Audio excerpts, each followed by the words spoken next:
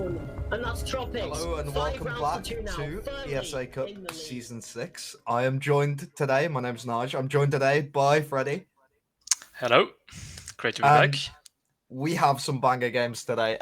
So, coming up on the lineup today, we have Minions versus Tracker Clan. We have MDF versus Pulse. We have TM or Team Misclick versus QUQ. And yeah, we've got some games that are going to be absolutely, well, nail biters, things like that. Tracker Clan are coming back with a vengeance. We've got Minions that are sort of in the driver's seat for the cup so far, and they're going to be against each other first. So, you'd like to give any thoughts and opinions on that, Freddie? Well, it's gonna be interesting because Minions are probably the best team, and Tracker are a good team, but they're not that good as Minions. And they just recently lost the BO5 against them, 0-3.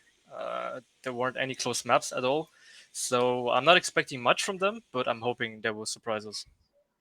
Well, as you said, a little bit of insight towards these two teams against each other, and with like their previous experience, we have seen that recently there was the 3-0 victory in a best of 5 that went in favor of Minions, as you just said. And I mean, that doesn't really bode well for the side of Tracker Clan, especially considering more than likely they're going to be trying to push for a different map of any of that were in the best of 3 or anything like that. But also, like, they're going to be trying for more than likely less for a win and more for some sort of overtime points, because it's just difficult to really say anything towards like how these teams are actually going to perform.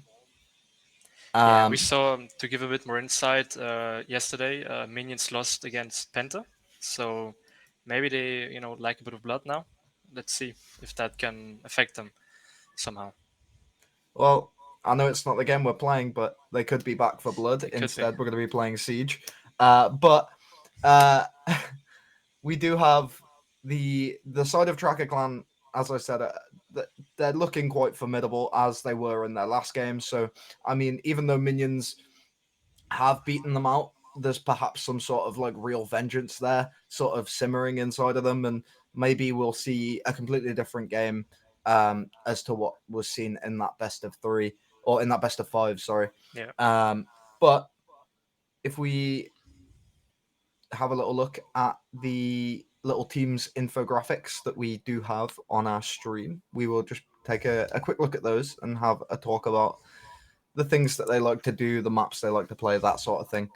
And as we can see, band ops, relatively common. You've got Ying and Fenrir, two that you can imagine. And we aren't actually going to look at Tracker Clan. We are just going to go straight into the game. So we'll hop over to that quickly because we don't quite have time.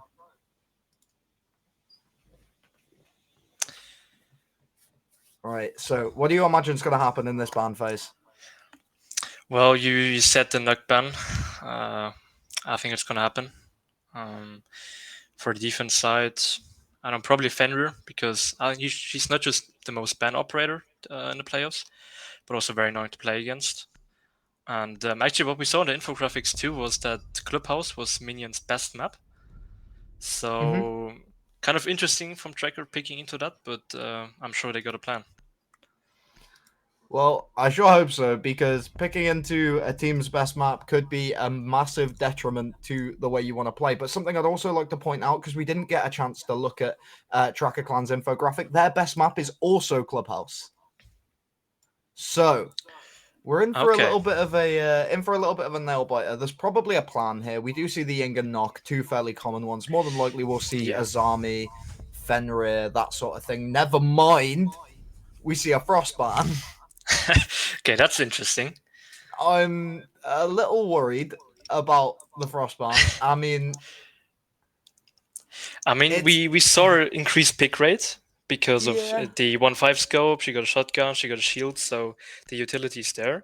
But that's actually the first time I saw a Frostban, to be honest.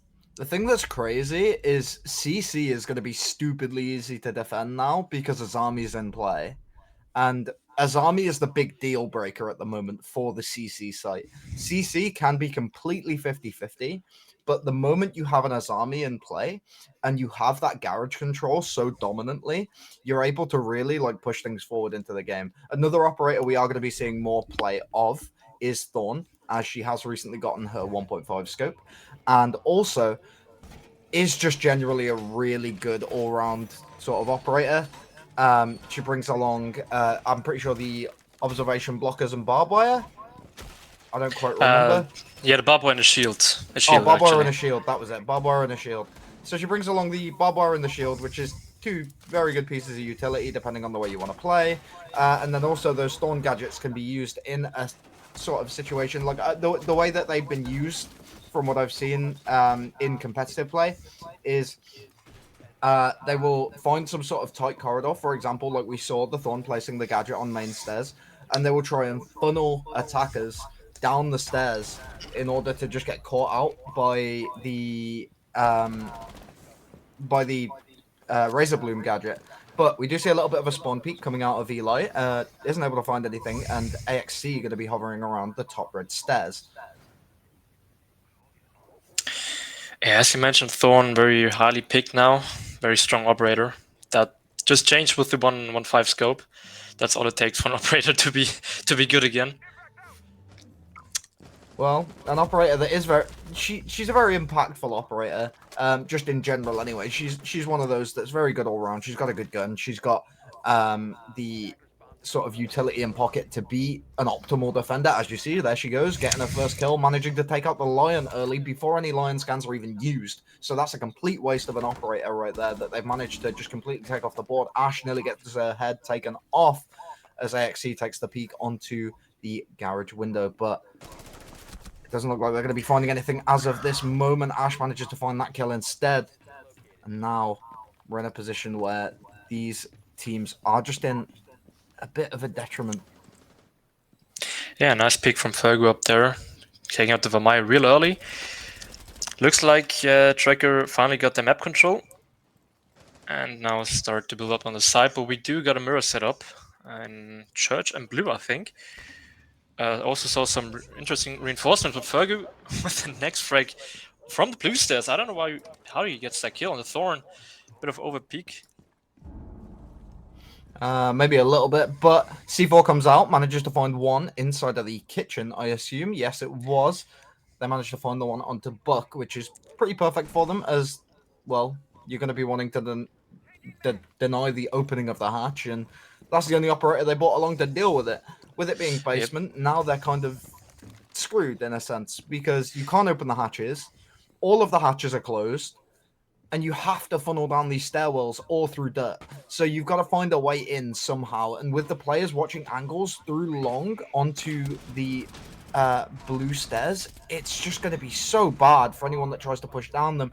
But Alex decides to take it into his own hands and take that player out that's hanging around in Moto. But with his teammates losing their lives as well, it's now going to be even more difficult for him to actually find anything. Takes a swing onto Eli. Eli finds that frag, finds a head, and gives himself a round. So 1-0. Yeah, nicely played for Minions. Even though it was a 2v1 at the end, it never looked like Tracker had any chance in winning this round. They had no vertical plays. They had no hatch opened. Like you saw the bug getting C4 in kitchen before opening any hatches. You saw the mirror play from Blue and from an in church. So either way, you're gonna run into a mirror setup. So bit of miscalculation from Team Tracker not bringing more breachings to open up more hatches. I do agree. They're bringing along the Maverick this time alongside the Thermite, but I mean, it's more than likely that they know they're going to be on one of these upstairs sites.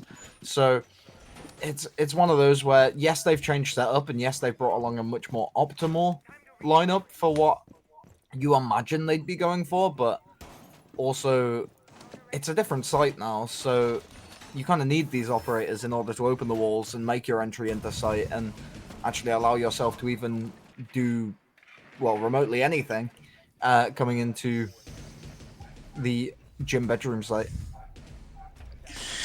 Yeah, as you mentioned, we see the Maverick and the Termite, although I think there's no need for the Maverick this time, as there is not even a breaching deny. Though interesting to see what they want to do with the Maverick. We see a pretty standard hold. Tracker entering the garage side. We will see a I cash imagine attack.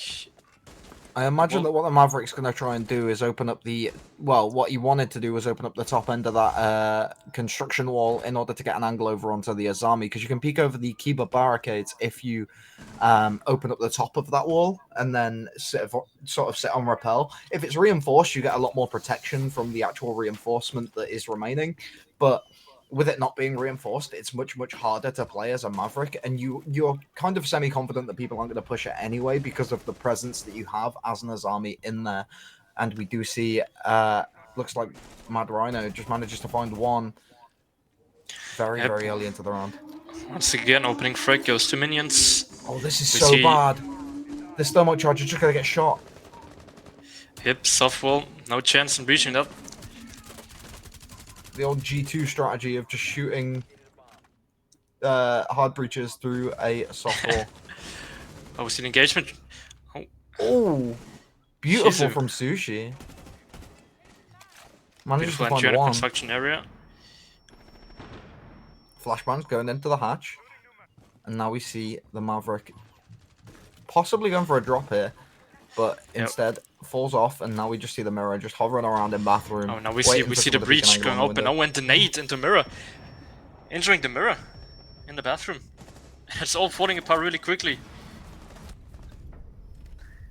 And now That's it. Tracker Clan just find every kill in the book. What happened? Nade flew in, killed the mirror. The Maverick ran in, managed to find another one.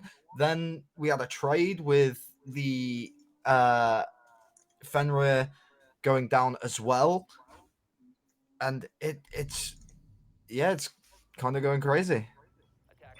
Yeah, we saw it. Just, minions had no control whatsoever. They gave up cache side. They never even played it, so they only worked with the construction area. We saw the nomad entry there.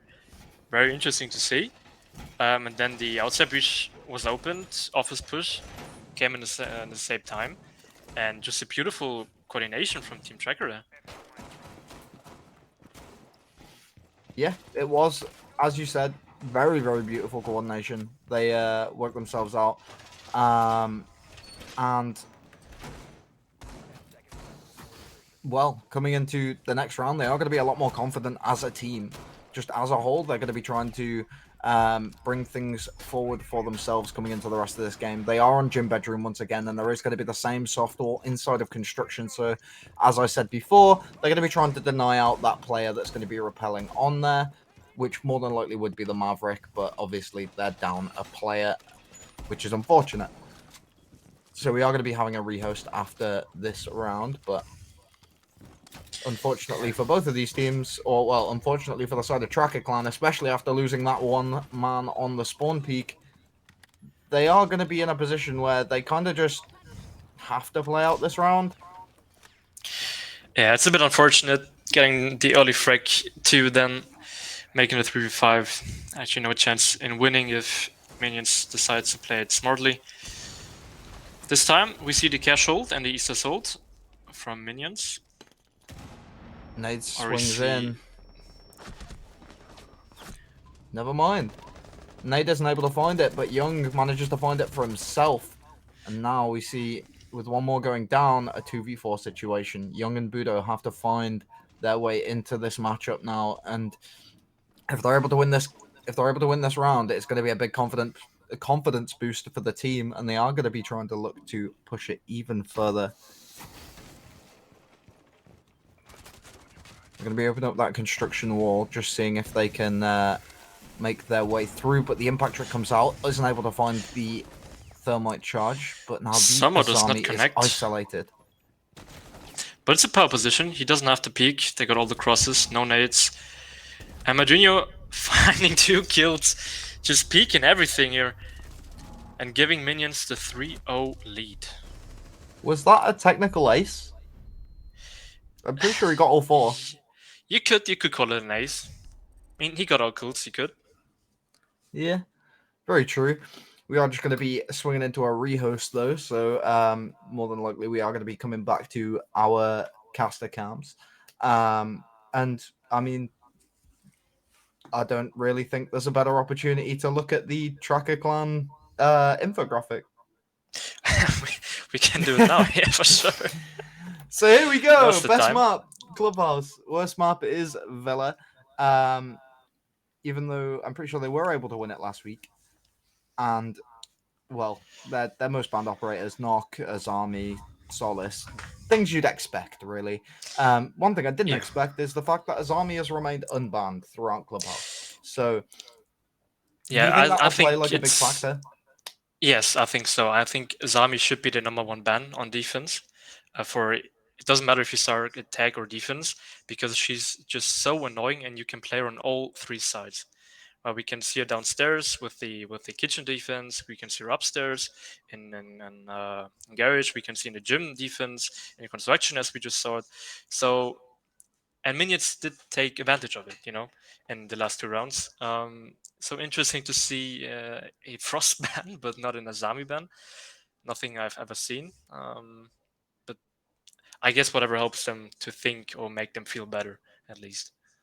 I think another thing along with the Frostban is it very much has a lot of potential to be um sort of like a target ban in a sense because I think as a whole, um Frost is one of those operators that I think is only really played by like a select few people in the league, and because she does have quite a high pick rate among those people, it's quite easy to just like get rid of her, and then that player has to then adapt. And especially if that player is quite a strong player for a team, it forces them into more of an uncomfortable situation. It's similar to where you'll see in Pro League, where you see Shaiko getting target banned on the Yana, or even on the defense for like some of the operators that he plays over there. But mainly it'll be the the Yana getting banned out, that sort of thing. So you'll see a lot of target bans in like higher level play. So I don't see why it's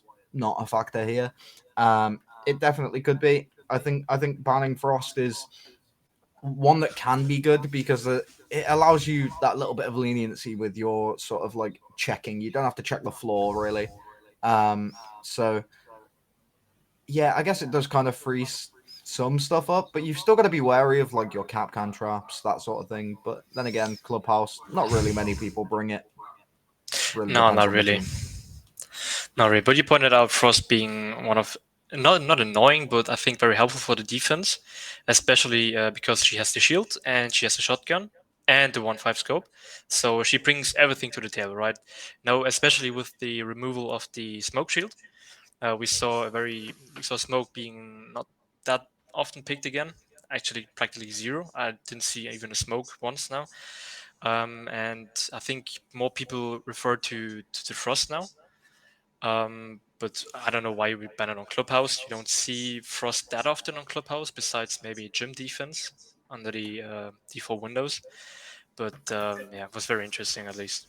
Well, before the 1.5 times scope change onto Thorn, we did see a lot of M870 just like hovering around because you would see people play Thorn and they'd run the shotgun and they'd place down the shield, they'd do their like blue extension on Oregon and stuff like that, and like it was still relatively the same game, but now she's got that 1.5x. People are preferring to use the Uzi. So you've got operators that sort of, well, you've kind of got to decide who replaces that. And I mean, your only real options are like Frost, Tachanka, and I don't even know, like, not really many other operators.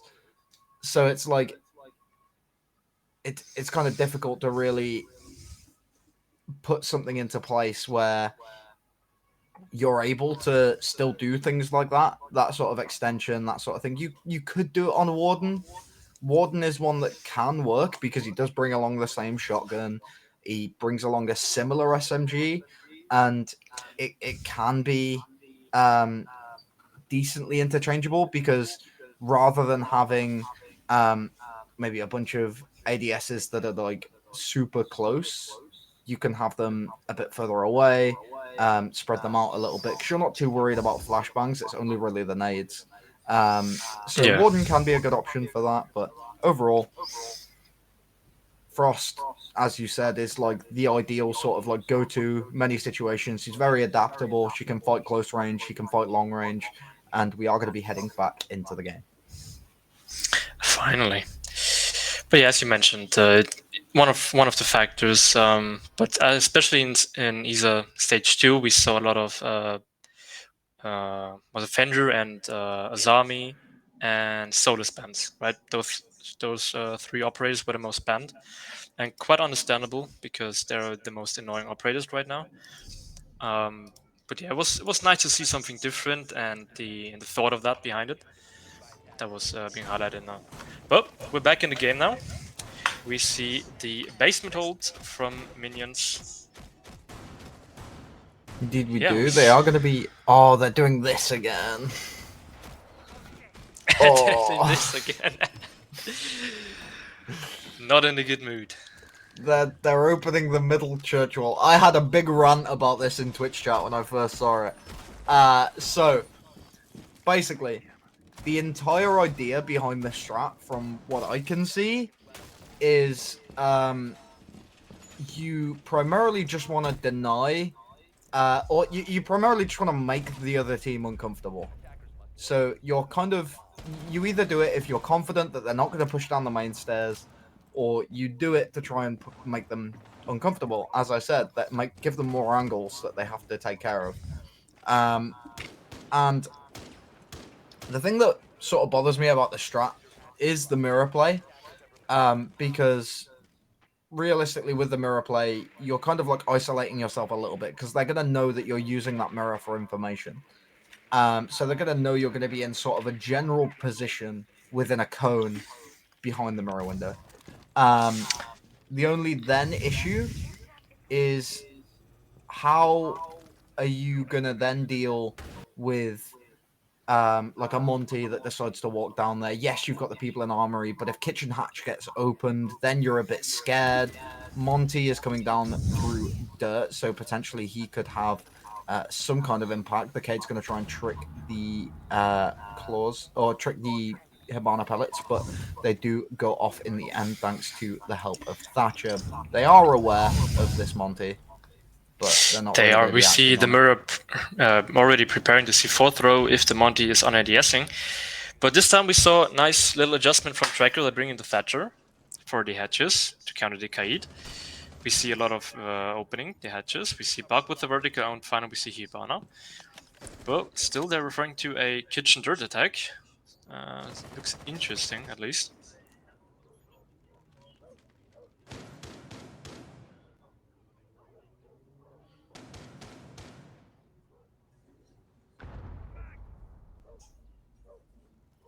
But it looks like they're going to be just trying to keep their eye on the Monty, not really pressure him too much. Thorn manages to find a frag from behind him, and now with that player being taken care of, the Monty is kind of alone. So even in this 4v5 situation where Tracker should still be in the game and they're not all out of it yet, they are in a bit of an uncomfortable situation because one of their players is technically just a walking drone. So now we're in this effectively position. A 3v5. But we see no pressure being applied from Team Tracker. Now finally the headshot come in. And looks like more of a team kill from both sides, actually. Making a 4v2 for minions. Young Tracker still in the kitchen, not finding the kill onto the hallway. And we see the Monty down in kitchen edge. Well, once again, Minion finding all the frags. Yeah, everything just fell apart for the side of Tracker Clan. The moment they tried to go for the hatch drop, the Thatcher got dealt with from the long angle by the mirror window, and then eventually it just became a bit of a scrappy team fight where the players that were trying to get in and onto site just weren't able to. It was very well played from the side of minions, and they really did a good job to deny the hatch drop, to deny the entryway from dirt, and genuinely the strategy that they go for with that church wall being open is quite a good one, but I think it would be very, very, very unfavorable for the side of minions if Tracker Clan decided to take that Monty down main stairs. Yeah, but still we saw technically it was a flawless round if it wasn't for the team kill. And we even, I think we saw kind of a team injure coming in from Team Tracker, as I think I saw it correctly. So unlucky there. But as you said, they opened up the kitchen edge at like the 2 minute mark, and there was no pressure for like 1.5 minutes from Team Tracker. Like no pressure whatsoever, no kill was near to be found. So you gotta say it at least, you know. That was not a good attack by Team Tracker at least. But also very well Yeah. defense from minions. It's very hard to play against, especially with the mirror windows. But maybe a church play would have been the go. But we are in the next round. We see a bar hold this time, and early shots being dealt from the Warden and the Nomad, and the Warden peeking into Garage. No info whatsoever from Team Tracker, and Madrinho finding the opening kill. You should know, Alex. Alex, you should know. You That know should that not your happen. teammate's taking a gunfight against the Warden. How? How does he peek you? How do you let that happen? Yeah, the tunnel vision from Alex not helping him there. I'm so triggered by that. It's crazy. Yeah, those are kind of the rookie mistakes that you don't want to do again, especially against a team like Minions, who will punish every single mistake you do.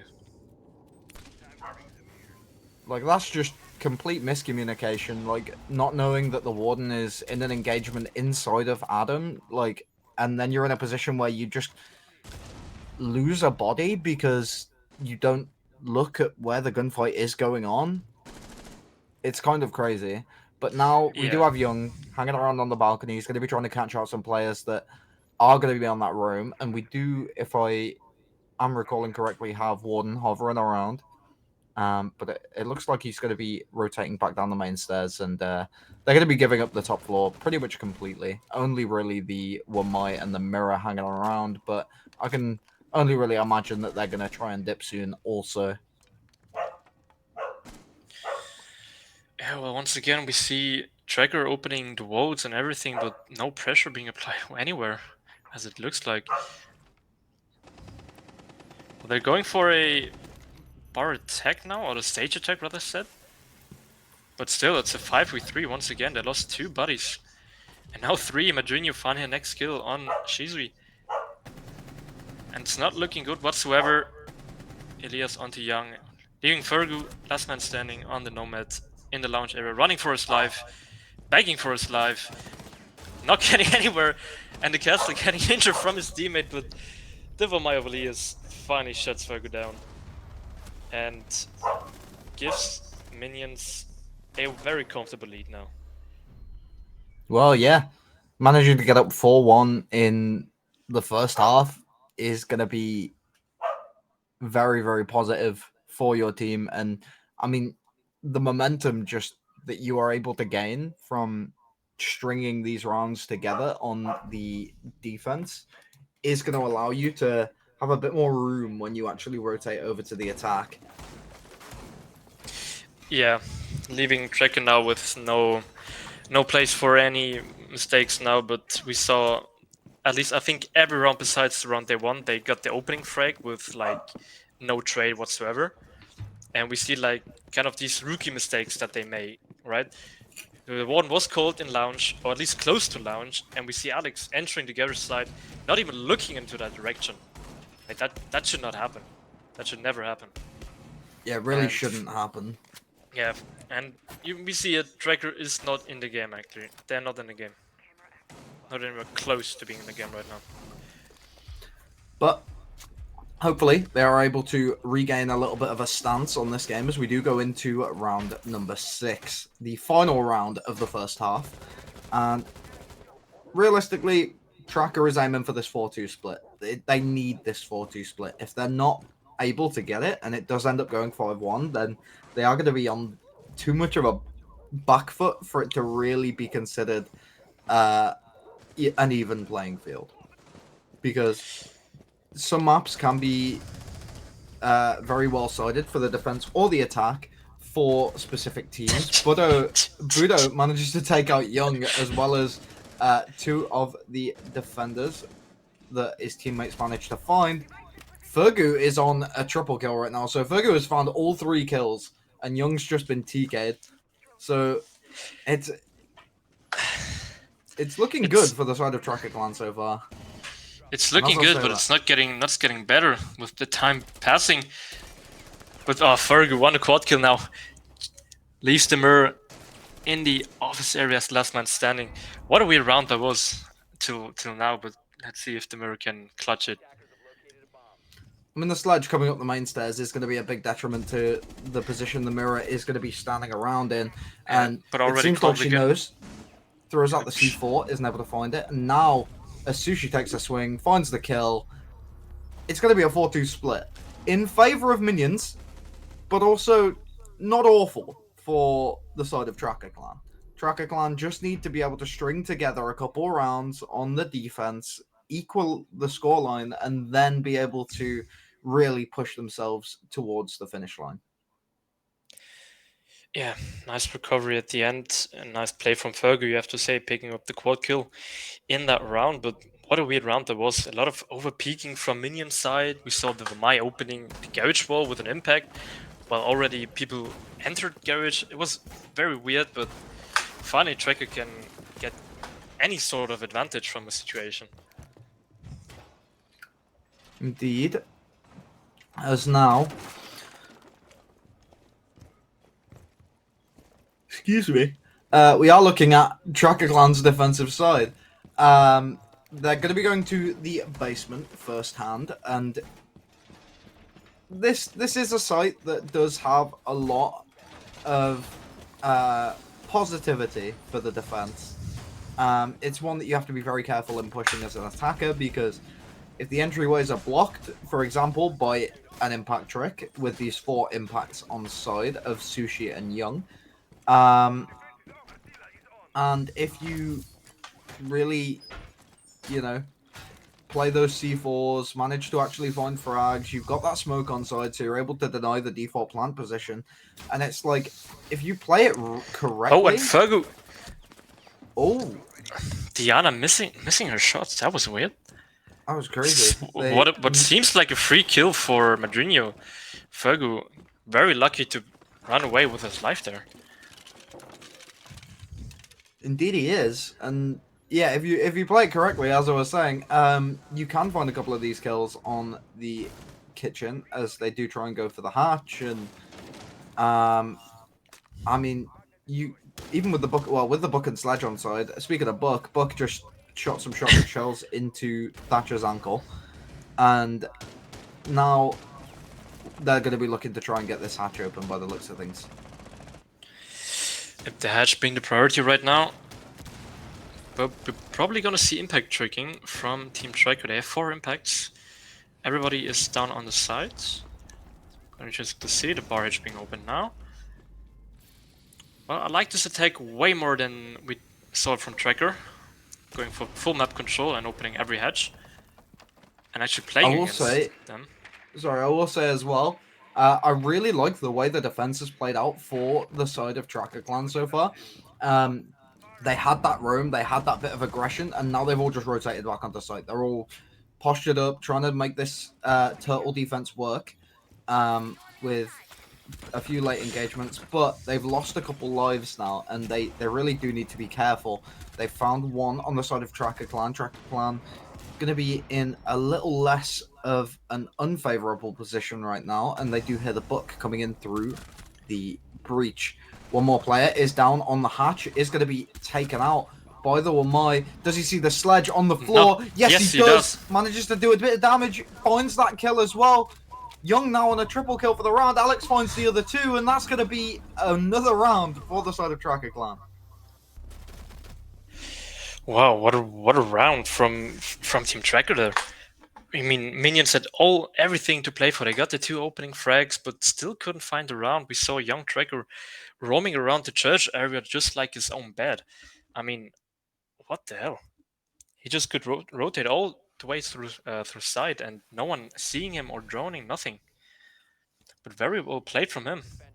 Yeah, knowing he's unchecked in that position is going to be perfect for him. He's isolated himself to an extent, but he's put himself in a position on some kind of off angle in order to catch out these players. And Hibana obviously didn't expect the aggression, neither did Sledge.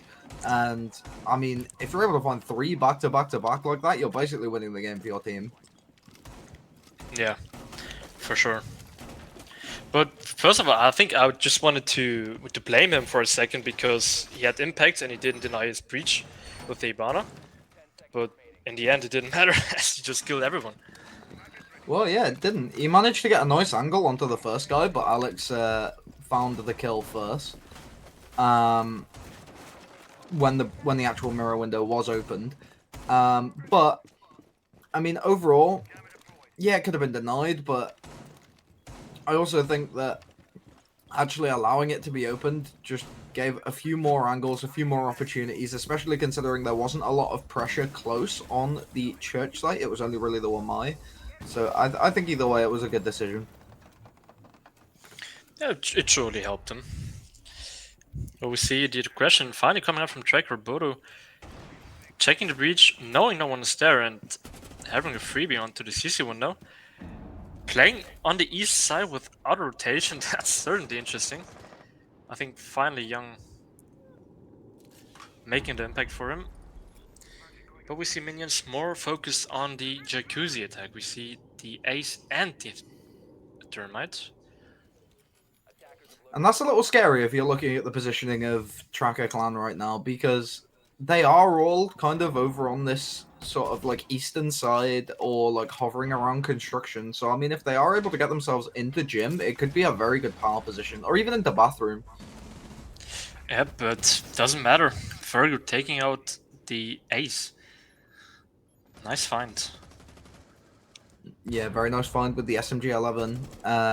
A gun that can be relatively hard to control for some players that are a bit less adapted to it. Nade from below manages to down the mirror, but she is going to be revived by the Jaeger, and it's still a 5-on-4 situation. Though, technically, Tracker Clan have the lower health percentage overall.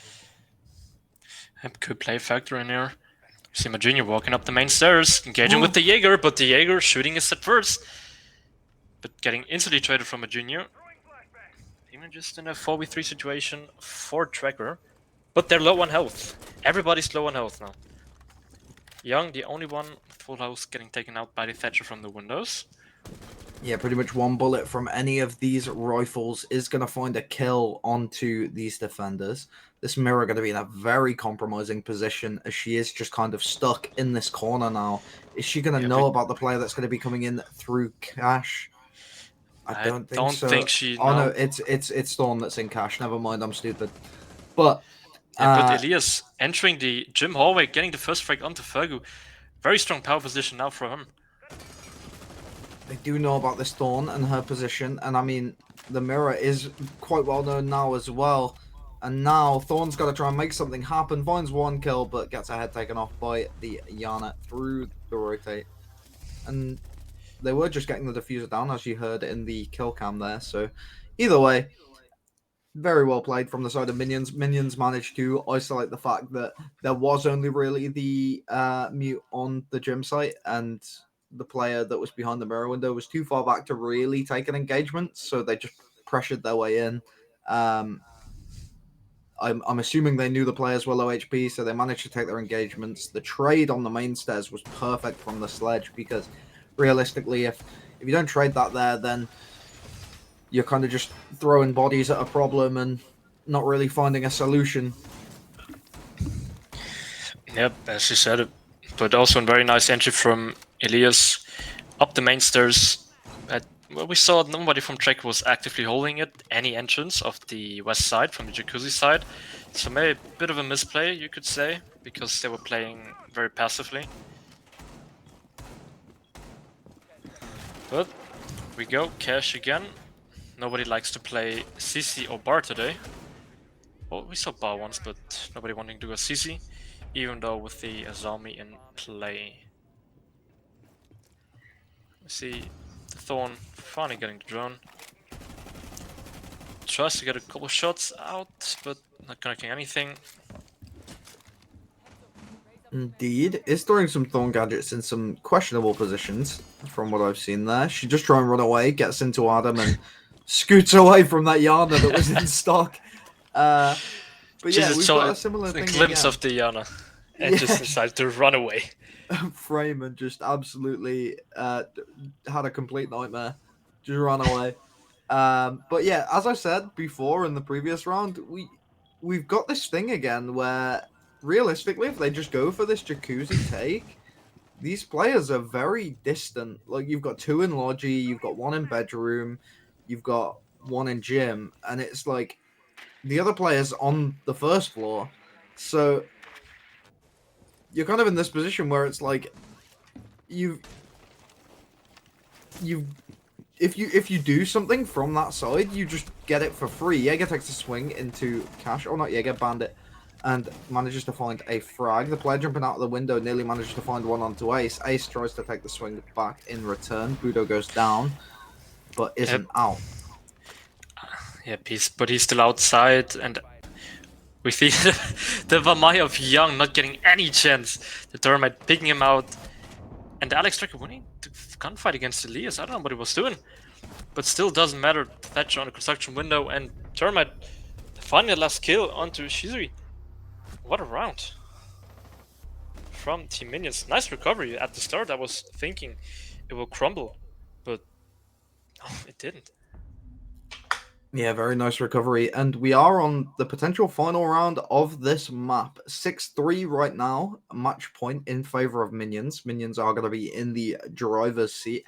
Obviously, with the defensive side being a little more favorable, Tracker Clan still have a bit of a chance to come back into this, and they are going to be wanting to force it into overtime. Do you think they can do it? And what do you think they need to do? I don't think they can do it. My actual score prediction was 7-3, so I'm maybe getting there. What do Tracker need to do? It's a difficult question because we already said it. Like Minions is probably right now the best team on console. So I think what they mainly need to do a bit better is the communication, because we saw 2 rounds were actually thrown because of miscommunication and not calling something at all. But also the attacks from Team Tracker haven't been really great, you know. They just haven't looked anywhere near to be great. We saw the attacks from minions coming out, and they were pretty much stronger, faster, and more gun heavy. They were running way more gunfights, and it's difficult for Team Tracker to find any sort of grip in this match, because nowhere, not even one round, I thought like Tracker are in this game. And it's a bit shameful. Yeah, it's not very fortunate at all. We are going to be seeing some droning from Elias, just going through that strip area, trying to see if he can make his way through on an early entry. Speaking of early entry, there goes Fergu, managing to take off the head of Madorino. And now we are in this position where Tracker are once again in the driver's seat.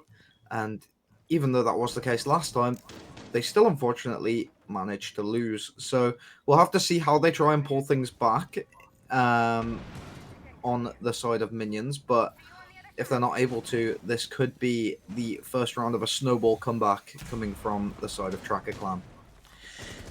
Yeah, we see Fergo peeking aggressively from the blue hole and one-tapping Elias into the lounge area. We see the Thatcher hitting up the Hibana. He also manages to get his way all the way into Garage. Yep, and finds finds the one. Hibana through the punchel. What a play from Fergo here. He's still peeking. He's peeking everything, and the Thatcher is kind of scared to peek him. You see it. He's perfect! Fergus shutting down everything right now. He just needs one more, and AXC's coming in through Garage. Come on, Fergus, get the ace. He doesn't have any info on Fergus. This is crazy. Can we switch to Fergus? I want to see his view. Production, get us the Fergus count. And he does. An ace and a flawless round. The roaming smoke of Fergus. Who needs a team when you've got one smoke? You know, I highlighted out at the rehost. We never saw a smoke again, and now we have Fergus coming up with the smoke and with the ace. What a round from him, and what shots! That's crazy. And you ask me Very well what do played. Tracker need? They need exactly this. This is what they need. They need Fergu to step up. They desperately need him. But Fergu carry. I was trying to point him out and beforehand because we saw only one active roamer or one guy actively like playing against the roam clear, and it was the smoke. So very interesting choice. But Fergu had enough I am of gonna being say it. dominated. I know I'm nowhere near as good as any of the players in this lobby, but I am gonna say that watching Tracker Clan play is similar to watching Brede play when Brede was on Vitality.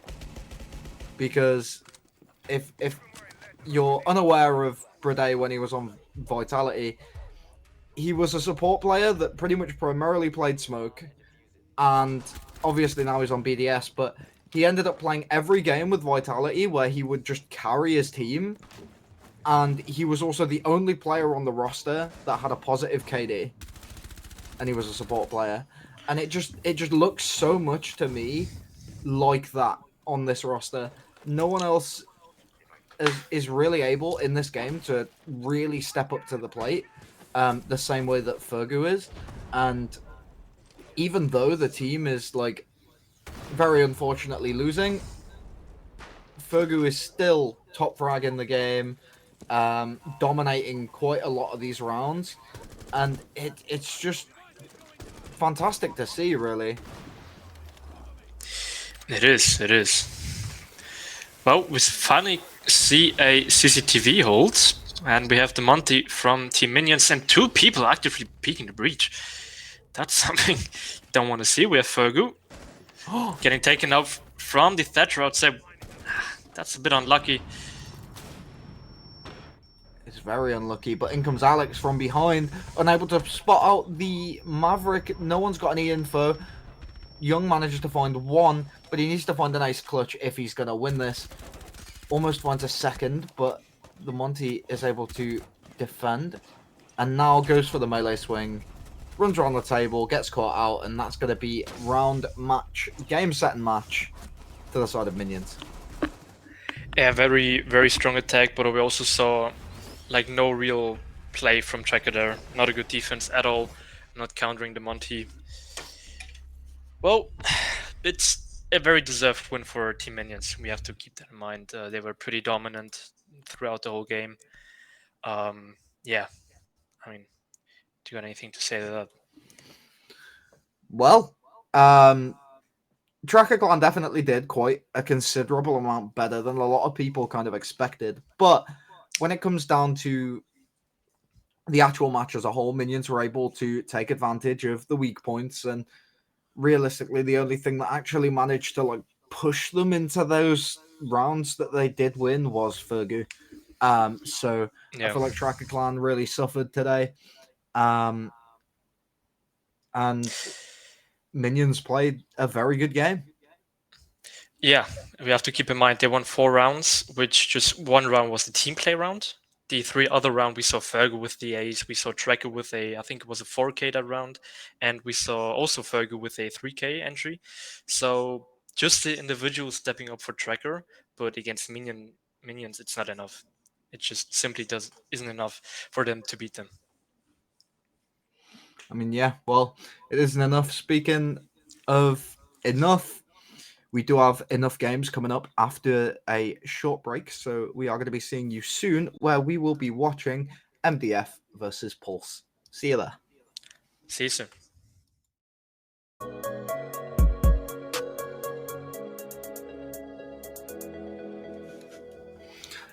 Hello and welcome back to ESA Cup Season 6. I am joined once again by Freddie. And this time, we're going to be looking at MDF versus Pulse. Anything you know about these teams want to say? MDF probably arguably the second best team right now.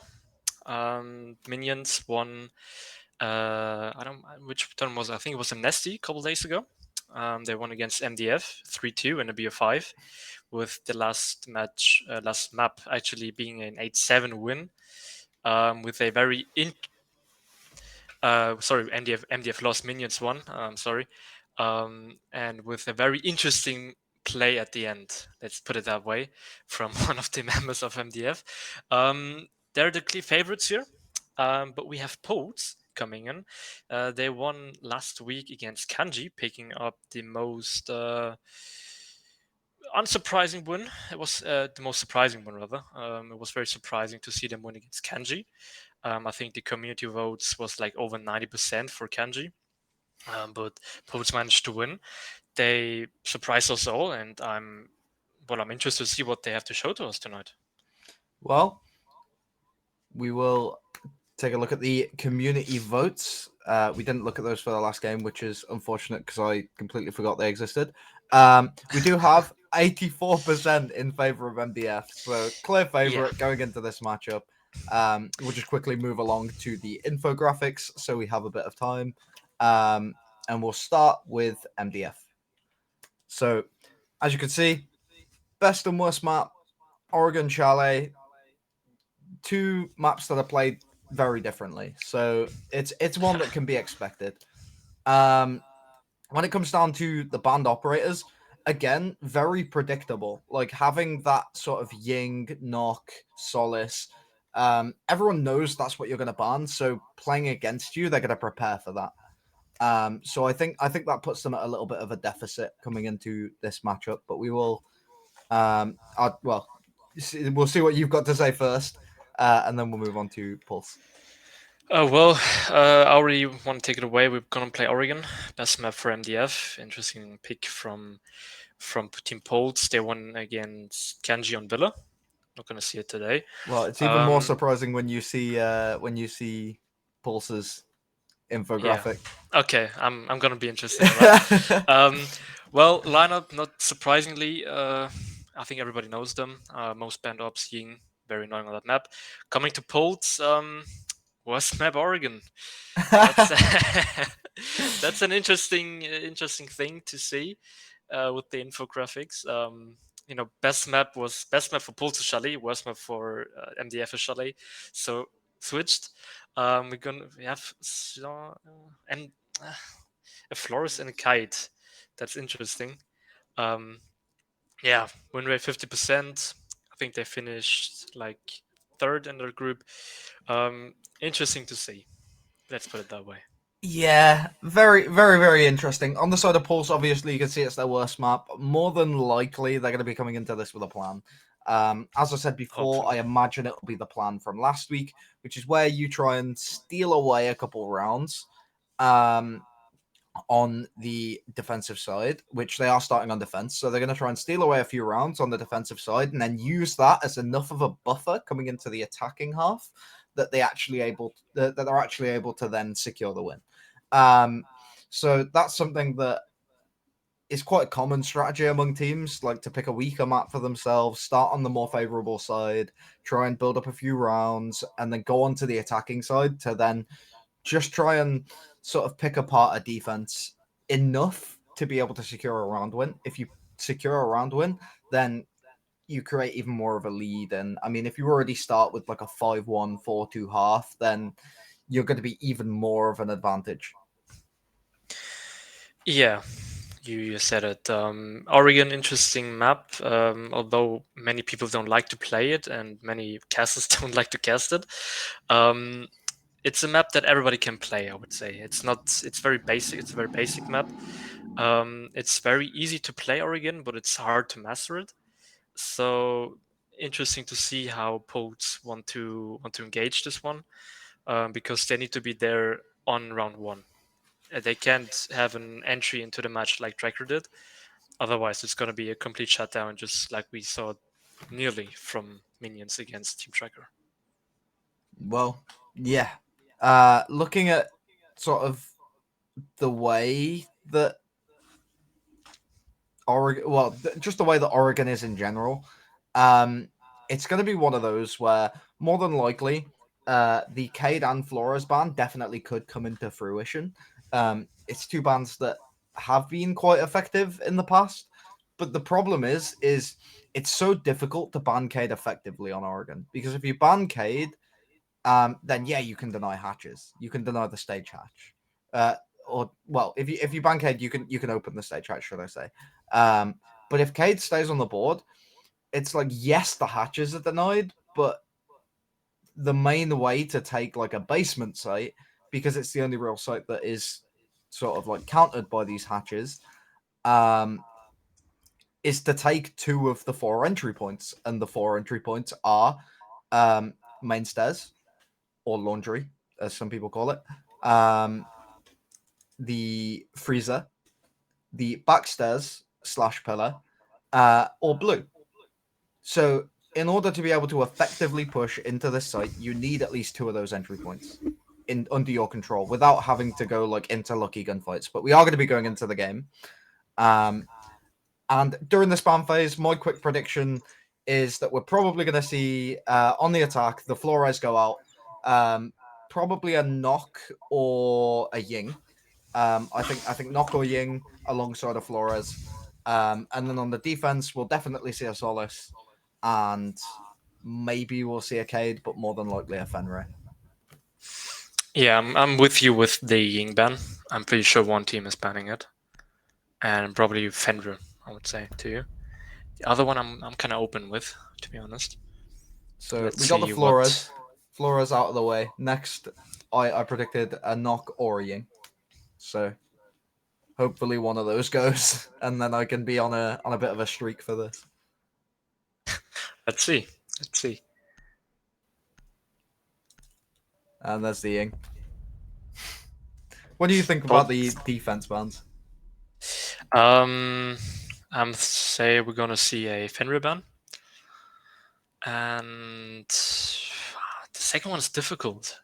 This could be Ren, it could be Cade, it could be maybe Solus. It's I don't quite know. Let's see what we got. Well, we there's got the Solus Solace. ban. Okay. As One I out said of two. before, Cade definitely could be one of these bans, but I imagine that if they're going to take anyone out of the equation, it would more than likely be Fenrir, because Fenrir is Yeah. so sort of pushy for attackers, but instead they go for Mirror, which again is Okay. another good option. That's your bunker that is a little bit less fortified, or blue that's a little less fortified. You've also got the top floor with the strategy where you put the mirror window in bedroom and you can peek onto the main window without having like your head taken off, that sort of thing. So mirror is definitely a good ban as well, one that doesn't really get talked about amazingly often at the moment on Oregon, but we are going to be seeing her banned out, and Fenrir is going to be used and available in round 1. Yeah, I think she's a must pick, especially on a map like Oregon. She's just too strong to not pick her right now. That's what I would say. I mean, I completely agree. Yeah. Fenrir is just one of those operators that is so sort of, well, if you don't deal with it, Fenrir's gadgets are just so pressuring. Like, they're very good at making you sort of crumble in a situation because they restrict you so much, and that becomes a factor, especially when pushing it into the basement of Oregon. And I mean, we do have a player on the top floor, but I'm pretty sure that's probably going to be Thorn. Oh, it's not. It's Okay. Mozzie. Okay. Let's see how Team Pulse want to engage this defense. We see a light room, I would say. MDF, kind of a split attack. We see 2 people outside Big Tower, 1 and 2 outside Street. That's an interesting approach. Bunker door being opened. The Bravos also hijacked 2 of the ADSs, or the ADS and the mute. That's strong already. It's a lot of utility very good. That's good for the flashes, for the bunker rush. Definitely so. They also have the ADS on the main stairs, but they also have a shotgun postured there as well, so that could be a bit of a disaster if an attacker decides to get a bit too gung-ho going down those stairs. Yeah, gonna be interesting if Beans can pick up any kill from there. See him very aggressively onto the stairs, trying to pick some downwhere and getting shot. Beans opening up the frag count onto A&A, finding a kill. Very beautiful. Nice little jump scare for Annie, I think. Just a little bit. Manages to take off Inez's head and now move on And to keep in mind, this is the maybe another. Hibana that peaked. This is the Hibana Yeah, that peaked, so no hedge is being opened this round. That is a very important kill. extremely And important. kind of a big misplay from Annie here to peek down the stairs as the first runner.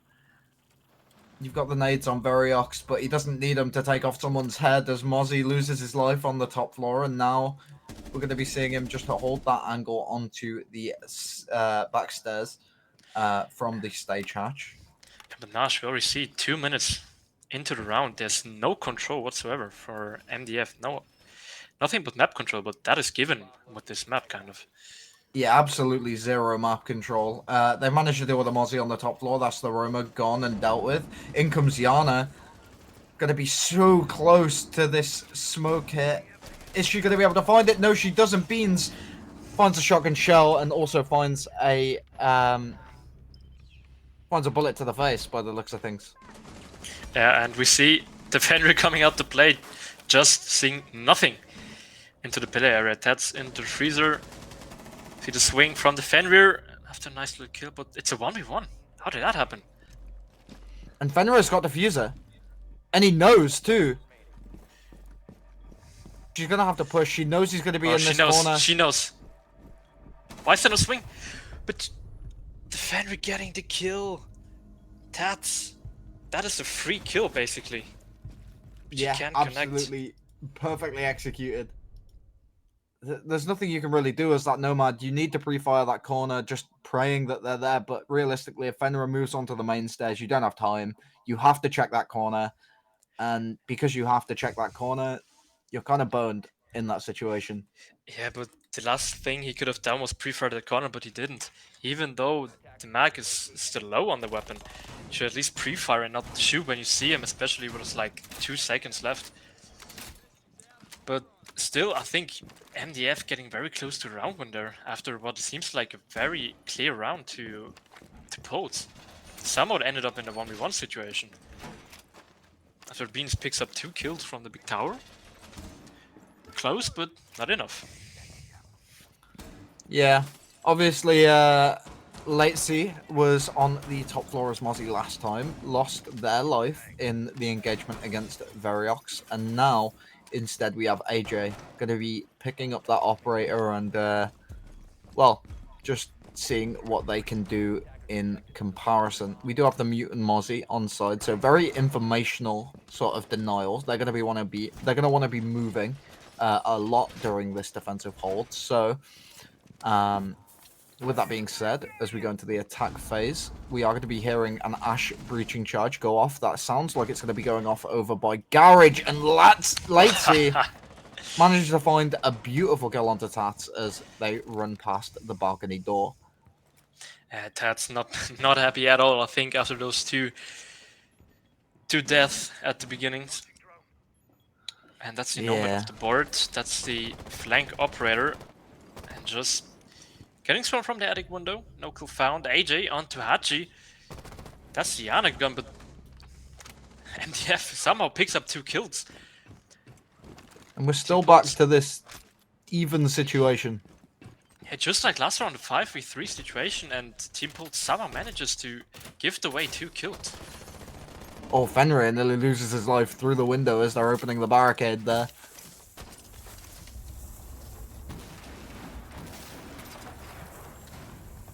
And that smoke is going to be tucked in that hard corner. I imagine he's not going to move for quite a while. And just pray he doesn't really get drone. Tries to take the swing onto the Ash, manages to find that kill. And now Ace is a bit unsure about what he can and can't do. Because he knows this smoke's going to be swinging around. And if he stays in the closet, he's going to be a huge target. Just rotating over, helping out his teammate Aine. Going up the army stairs. Beans still... Is he in the trophy area? What could be? Looks to be the case. Yep, he's still in the corner. They don't have any vision on him. But just with a nice pre-fire, just as that should have done last round. Picking up the kill onto Beans. 2v2 situation. Oh, AJ almost. not doing any damage at C4. Somehow. I don't quite get how, but that was super close. Going to be rotating over into Attic, but gets caught at the rotation. Tries to take the engagement against the ace, manages to get the down, and now also going to be rotating over by Attic and finds the frag, just gets the kill and gives his team a round. And nice round from just picking up 3 crucial frags here. Wow, but you have to say, Podes, this time throwing the round. 5v3 situation, and we see 2 overpeaks coming out. That should not happen. Especially the big tower guy that peeked just onto the main window. Not a good look. That could have...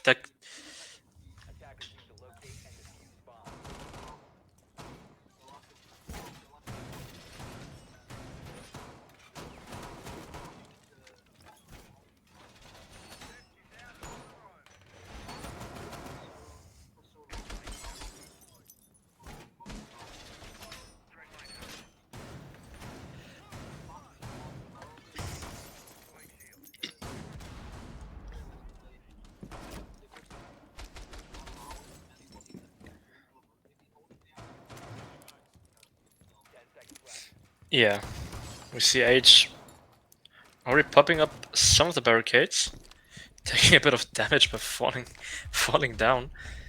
You can see, but I also want to point out the rotation that they muted last round, because the Mozzie tried to get through but kind of got stuck there and got picked up by Ane. Also very unlucky, I have to say. And H jumping down again from the big tower area, already down with 30 HP.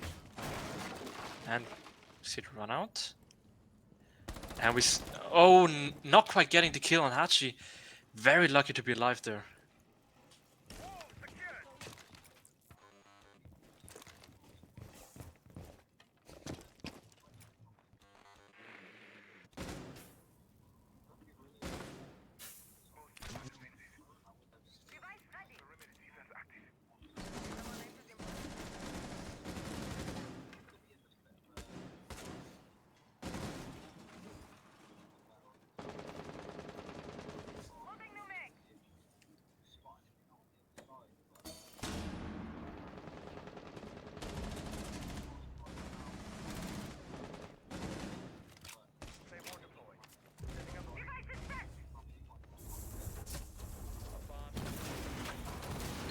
Isolates you, close breach, and MDF picking up many kills, and the defense falling apart in real time here.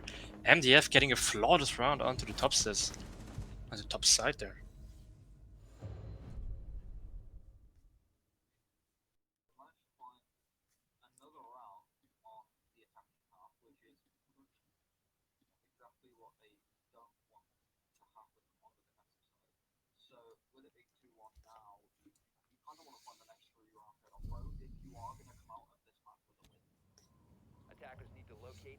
Yeah, they need to get better at least.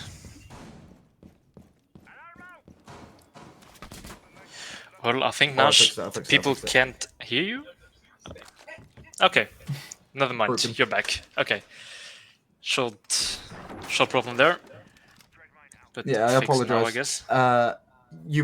You heard me, but for the stream's sort of context, I said that the problem that I see for the side of for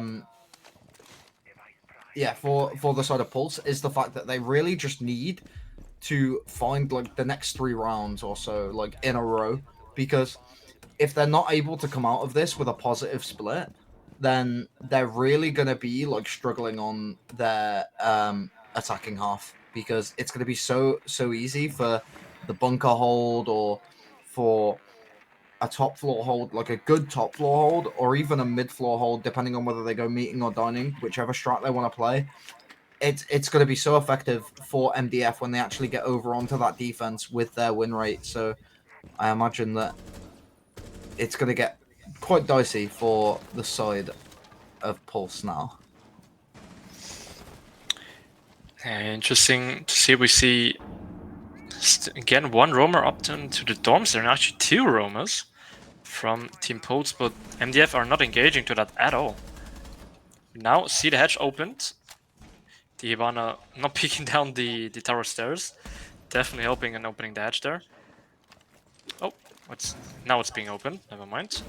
It looks like they're going for the stage hatch. They're a bit unsure about whether there's going to be a Cade on side. So they throw 2 of their Thatcher nades, and which is a little bit of a waste, but either way, they confirm the hatch getting opened, and that's going to deny any sort of hold from those head holes. Hibana finds 1 onto AJ, and that's going to be the Wamai off the board, and with his active utility, that's going to be very good for the attacking side. Yeah, but also Lightsea getting tagged up from Variox onto the freezer side. Very low now. So the roam not working at all for Team Pulse here.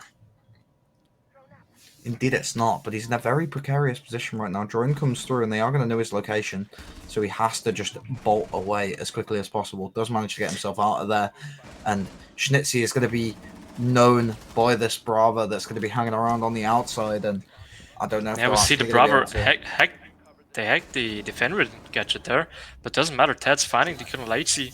That's Capcan down. Golf trades coming out, but MDF just come out on top.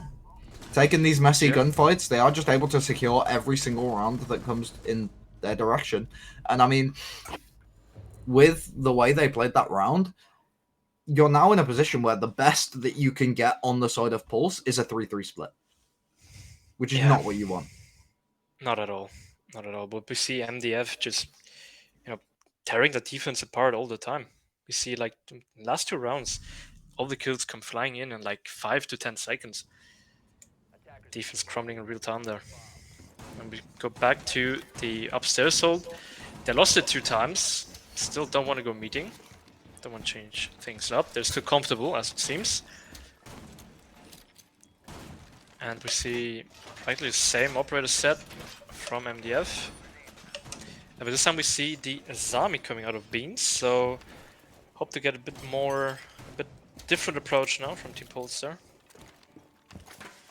Indeed, they've got Atri on the mute instead, so potentially still going to be going for a similar sort of strategy, but feeling more comfortable on that player themselves. No Fenrir gadgets actually active right now. Yeah, interesting to see. But finally Lightsea picking up the Fenrir and Shinsipu, the Warden. So kind of a switch up now. And we see Beans with the Azami on the downstairs roam. That's also very interesting to see. Yeah, very long roam. Also not the operator you want to have on the roam, to be honest. The Warden getting droned out. Probably gonna be naded from below soon. See the army window repel from Tats.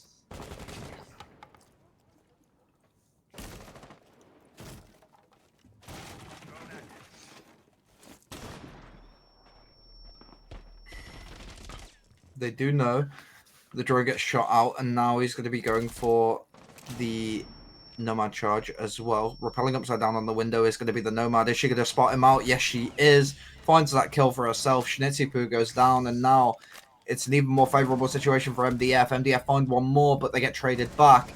C4 goes out from Attic, but isn't able to find its mark. Unfortunate. C4 does not connect, and it's a 4v2 situation now for MDF. They got all the time in the world to play it slowly, getting those kills. The Nomad getting tagged up by AG. Attic Breach not being opened. We see a 2-2 split coming up from MDF. Just finding the kill on to AJ. And AG getting 2 kills, but no, the Nomad trap denies him from getting a potential clutch here. And it's MDF picking up a 4th round. And it looks like a real domination here against Team Pulse. And you now have to really question the Oregon pick there from Team Pulse. Or at least allowing Oregon to be the map played. Indeed you do, because now you're in a position where 1 more round, this goes to a 5-1 split, and you're very on the back foot. Especially with MDF being on this attacking half first, coming onto their defense, they're going to just absolutely run right over you. Yeah. But also looking at the bans again, we saw Team Pulse banning Chalet, which is statistically the best map, and playing Oregon, statistically the worst map. So I don't quite know what kind of plan they had going into this match on Oregon, but it definitely isn't working here at all. Throwing for content. Yeah, they definitely are, if you want to put it that way. I mean, we saw Team Pulse, they won the first round because Beans got the opening kill onto Hibana. They want the easier games. Well, could be, but you also want to win, I guess. I mean, yeah. It's probably not the case. It's just me having a little bit of a bit of a laugh about the entire situation. But it's yeah, it's still one of those where, as an attacker, or as a player on the side of MDF, you're going to be much more favored in this matchup if they are going to be going for a sort of, not a throw, but if they're going for like a weaker map in order to try and get easier games coming into the remainder of the tournament before then actually taking on these teams again. Echo finds one, or not Echo, the silencer tripped me out. Warden finds one onto the player, Diano, running in through the main door. And now these players in Garage are going to be a bit more tentative with their position and make sure they isolate him first, which indeed they managed to do. Yeah, a bit of a different approach this time from Team Pulse, like just peeking everything right now. And it kind of works when they're through the situation, but Variox finding the kill on HE, giving a man advantage back to MDF, and also already on white stairs, finding the next kill, just lately into the kids area, he's being called. And with just the castle remaining, not much he can do really. See the ace, not going for the plant, now going for the plant. In a very safe spot, HC can't do anything, getting shot from the white stairs area. Variox not finding the kill quite enough, but doesn't really matter because Lacey no control whatsoever. Yeah, he's got these vertical Very. holes, but he's not able to find anything through them as of right now. It looks like Justice just dancing around with him right now, and Annie finding the kill on Lacey finally, and giving the 5th round to MDF, and that's a 5-1 split. To Oh MDF. dear. I mean, it's not looking good at all, and yeah, I don't really know what to say, to be honest. Well, the underdogs are getting put under, so we'll have to see how it goes. They're definitely under right now, and I mean, This is more like an A team playing to a B team, actually. yeah. I mean, my pun would have been better if I said the underdogs are getting put down, but close enough. Either way, we're in this position now where like something's got to change on the side of Pulse. Excuse me. I need like an energy drink of some kind because apparently my brain isn't getting enough oxygen. Yeah, Team Pulse already boring you with their gameplay. No, not quite. Let's not go there. It's just very questionable from the side of Team Pulse. Team Pulse, something needs to change. Like they need to either continue the aggression that they brought in the previous round, or try and do something different. Because at the moment, it's definitely a huge struggle for them. Yeah, they need to change up things or maybe get their attack start rolling again with a first round win. Something at least. We see the top floor roam clear. MDF does not roam as it seems like. They are bunkering. But still drones coming out from Team Pulse. Don't see much. There's someone there. No one on the roam. They have got an angle going towards the tower, but it looks like everybody on the defensive side has just fallen off and returned towards the site at least. So we do have every player just hanging around, seeing what they can do. Smart play by MDF to not give them anything in the first attack round after leading 5-1. To not get them back into the game, just bunkering down, letting them come.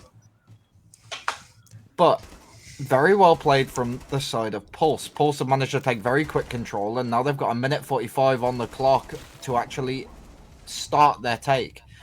They've lost a player very early, but they've managed to figure out the locations of a couple and the sort of general setup. Obviously, it's your Jackal that you're losing, and with no real roams going on, that's going to be quite good for you. Ash nearly finds another one after finding the first one on Dahasi, and we're going to be in this position where 2 kills have already gone the way of Pulse. But a shotgun says, let's trade that back. Yeah, Aine getting a nice kill onto AJ there. Over peeking into the freezer. They got the 2 kills, but they don't got any control still. They don't even have freezer control right now. And Aine is still playing under the freezer stairs, being held from enough. The C4 comes out and Light's just taking a chunk of damage. But just getting the kill on AJ onto the laundry side, and it doesn't look good again. 14 potes. Just beans. Getting the engagement with Diva Mai. Not finding anything. Finally, an edge charge comes out and getting rid of that Azami.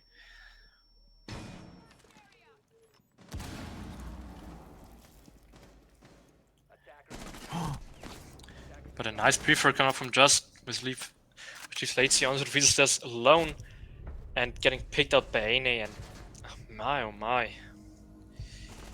This is not looking good at all. Indeed, it isn't. As well, we do see a 6-1 now in favor of MDF, and I mean this could be our most convincing game of the day. Yeah, There's but it was not really a lot. already expected, I would say. But breaking out the round, I mean, the first kill going to MDF, it's the Ash pushing down laundry stairs and getting close to the double door on side without any cam, without any info, just nearly running on side. It's just a very questionable play to me. I mean, that's not gonna help your team getting any closer to victory. But once again, I mean, they were down 5-1. Why not try something out of the ordinary, I would say. Some brain that plays. But not even them helping them at this point. Yeah. But coming into this round, I don't know. If I'm on the side of Pulse, I'm gonna be in this sort of like wallowing mindset. You're not gonna be very happy going into this round. And I think the mental is definitely going to be like a big decision maker in the in this round. So I think like there you go, not checking your spawn peaks. They found one already. It's like MDF are clearly just playing for fun. Like every kill there's like a 360 or something like that, as you saw from Aina there. But now we're in this position where they've already got an advantage. They've killed one of the entries, which is good for them because that means you're sort of beginning of the execute, and there goes the ESA as well, which is one of your main execute operators. But AJ fires back, managed to get one on Dahasi, and you're just a bit scared now if you're on the attacking side. Yeah, but just peeking into the garage, so aggressive, and it works. AJ down, just 2 players remaining. Lightsy and Beans. My god. I mean, It looks like a rank game when you create a new account and you just play against like bronze players. yeah, it And definitely looks not to like not to be disrespectful to any team, but this is like not well. It's not good. MDF are smurfing. That's just how it is. MDF They are are definitely smurfing. smurfing. Mute is outside for like literally no apparent reason. That's getting picked up by Laitsi, finally getting a kill. That's the only way they can get kills right now. Oh, please don't fall off the roof. Okay. I got panicked when he got so close there. But he's going to be dropping down to take an engagement with this Valkyrie on the main door. She finds one. She knows that the last one's going to be outside. And it's just crazy, man. MDF are just in the driving seat entirely. You got 55 seconds left, and you've got to get a 1v3 clutch. I mean, Ace is arguably like the best operator for this situation, but you've really got to like start putting your foot on the pedal. Otherwise, you're kind of just giving up the game now.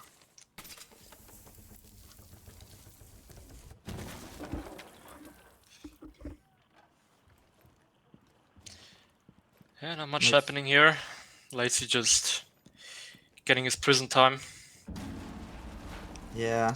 Down comes the Sitting down. Valkyrie, 15 KD on just 15 and 1. That's crazy. That's actually Yeah. crazy. A 15 KD in stage 2 of ESA. Wow, what a game from MDF, but although I like to give credits to MDF, like this wasn't like a good show from the from Team Poles. I can agree. Yeah, I mean 51 says it all, I think. Yeah. No, You're just just a not nice winning game. your 1v1s. You're not winning your gunfights. There needs to be some sort of relative change in order for anything to really play a factor in the way it goes. But Yeah, I think they need to work on the map pool again, and not to play Oregon against probably the best Oregon team out there when it's statistically your worst map. But yeah, I don't think we can add much to it. It was like a friendly game, like I don't know, like Bayern Munich plays against some random team from the town, like from a village or something. That's what it looked like, and hopefully in next game we have TM against Team Cook, which is actually one of the closest games we have in one of stage and also in the second round. Um, yeah, be excited to watch that, and we will see you soon.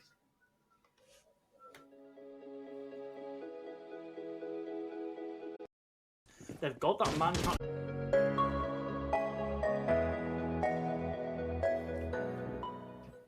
hello and welcome back to ESA Cup Season 6. Once again, we're here for the third and final match of the day. I'm joined once again by Freddie. Hey. I thought you were going somewhere. No, we're very eager to get into this game. We'll have a look at the community prediction when it's ready. If it's ready now. Yeah, I think it's gonna be slightly in favor of TM.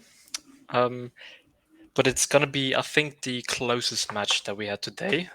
Just by going off the names and the history of those teams, I think they're the closest together. 66 to 34. Okay, that's fair. I think that's fair. To the teams, you could say that Cook they won against E-Wave last week on Oregon, which is the map we're going to play right now, and we have TM. I don't remember which opponent they beat, but yeah, what do you think about those two? Okay, they won against Arch, as I just heard. Yeah. So, I mean, both of these teams definitely have a lot of potential to come out of this match with a win. But first thing we're going to check is what map are we playing today? So let's go to the map bands. Yeah, no surprises in that. We're going to see Oregon once more.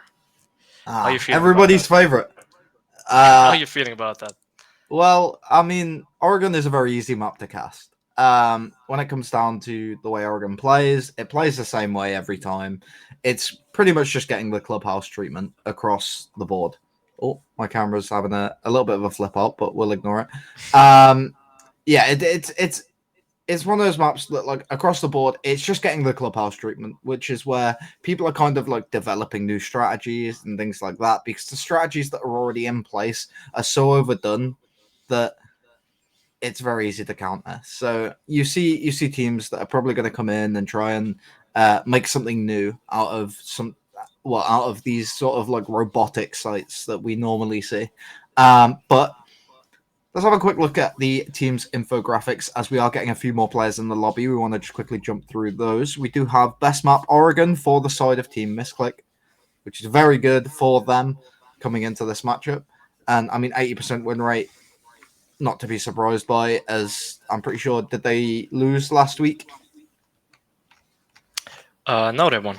They Oh, won they won. against Orange. Yeah, so they would have lost like previous then. But either way, uh, they've they're coming into this with a good win rate, and we'll quickly take a look at the other one because we do have 10 players in the lobby. We have 60% winning rate, and best map Cafe, worst map Bank. So neither one of those is Oregon. They could be good at Oregon, but we don't really know yet. It's only really Team Misclick that actually have that advantage of it being like their statistically best map.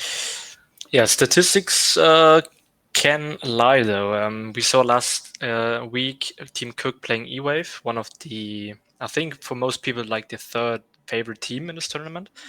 We saw them picking up a win against them, 7-5 on Oregon. So I'm very excited to see the Team Cook play today. I casted them last week on Oregon too. So I kind of have a bit insight of them, how they played, and I have to say that they played really, really well on Oregon, and that they adjusted to the playing style perfectly to E-Wave.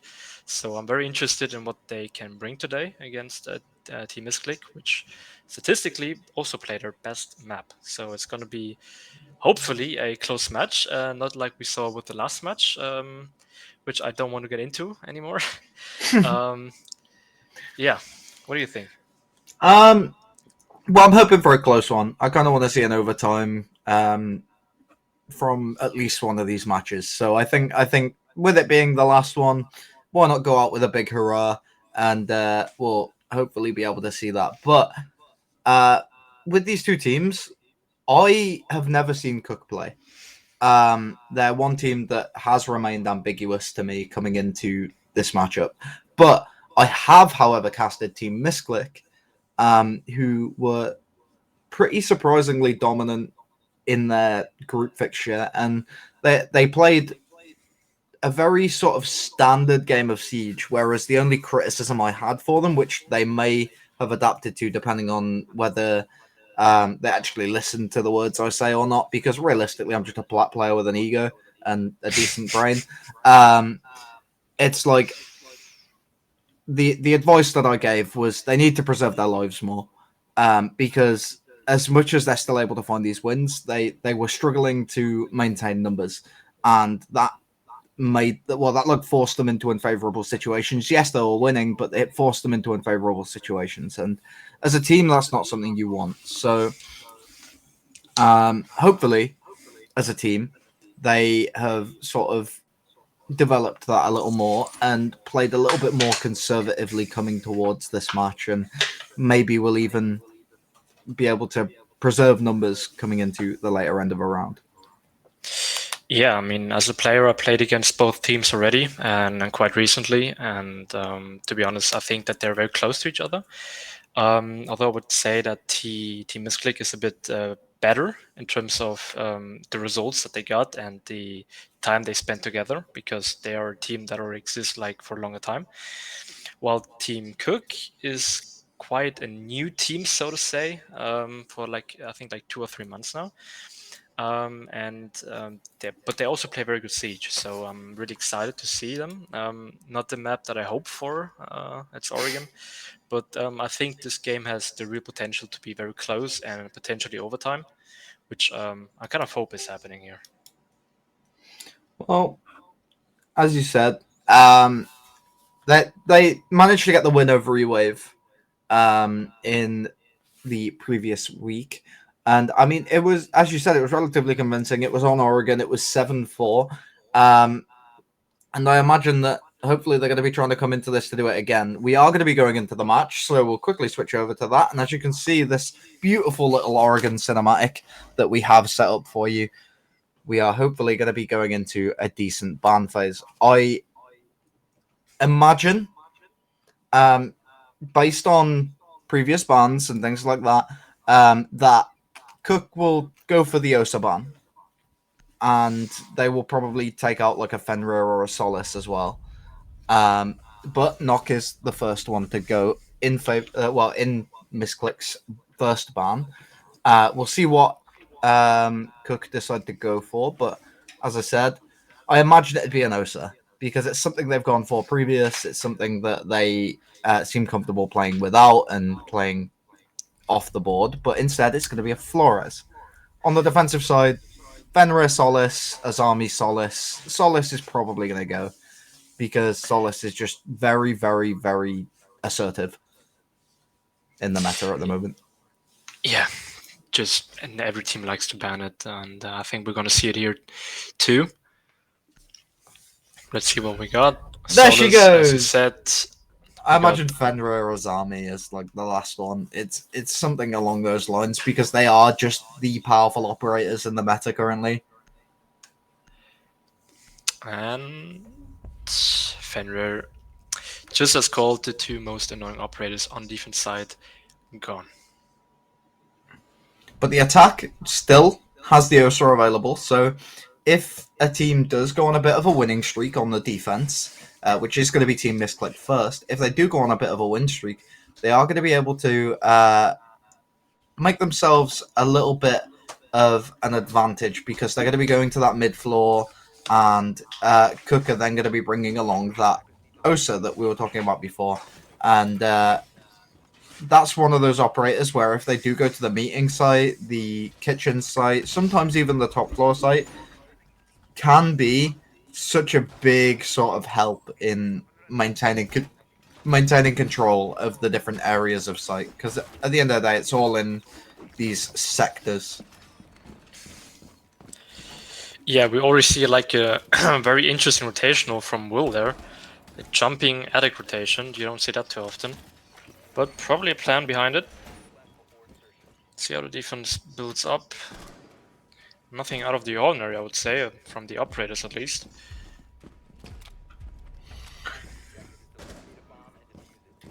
But you mentioned the ESA. No, it's not going to be played in round 1. There we have that. But ESA is definitely an operator. We'll see. Either way, we do have, on the defensive side, 2 operators that we haven't seen all day. And that is the Aruni and also the Malusi. 2 operators that can be very, very effective at the things they need to do. Obviously, bringing along a Jaeger, Wamai, and Aruni is going to mean they're going to be trying to defend a lot against utility. So we'll have to see how they decide to play it. Suther actually goes down to a run out from main window. That's an interesting peek there from Eternal. Way back from a small tower. Injuring the Maverick, he knows that he was injured, but couldn't quite finish the kill. And also is very aggressive onto the tower's side. Got tagged up a little. Now fighting for his life downstairs. And aggressively peeking onto the tower stairs there. And yeah, the Warden's still lurking.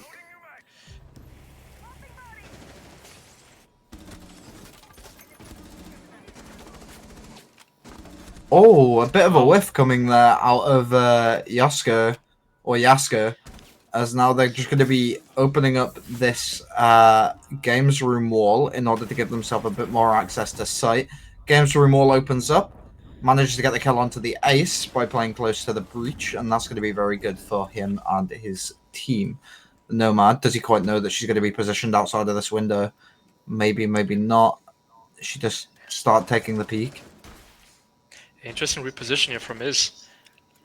Not quite sure if he's known into the trophy area, but now the Nomad knows, and he's being called and flashed out. And Mankai getting the kill. Last chaotic Eternal fighting for his life with the Warden, falling back to side. 1v2 situation. And they don't have any info on him.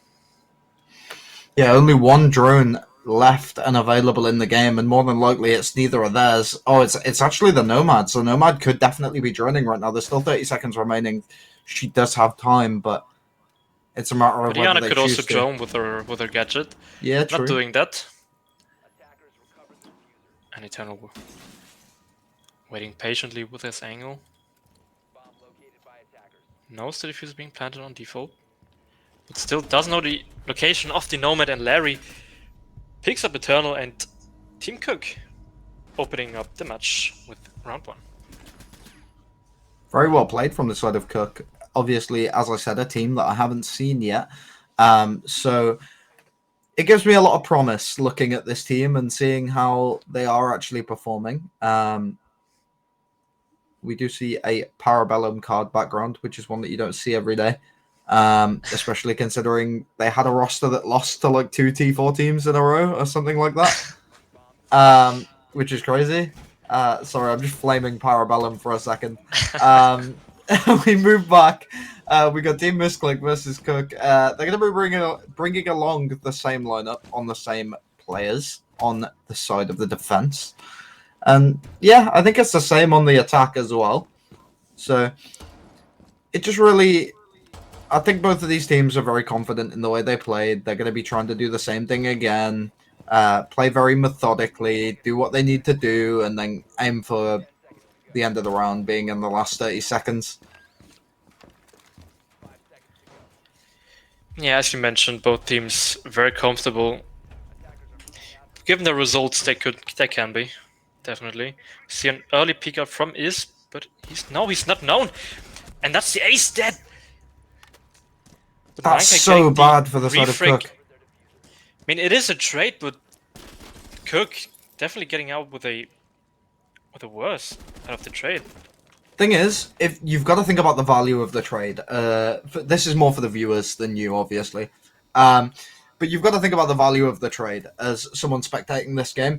Looking at a Jaeger versus a Ace trade, you've taken a good gun off either side, but Jaeger's already got passive utility. Jaeger's got utility that's already active on the field, placed, and is going to continue doing its job. Whereas an operator like Ace, he's sacrificed that gun, he's sacrificed that utility, and now you're in a position where you're a bit restricted, even though you have still got a man advantage. Yep, true.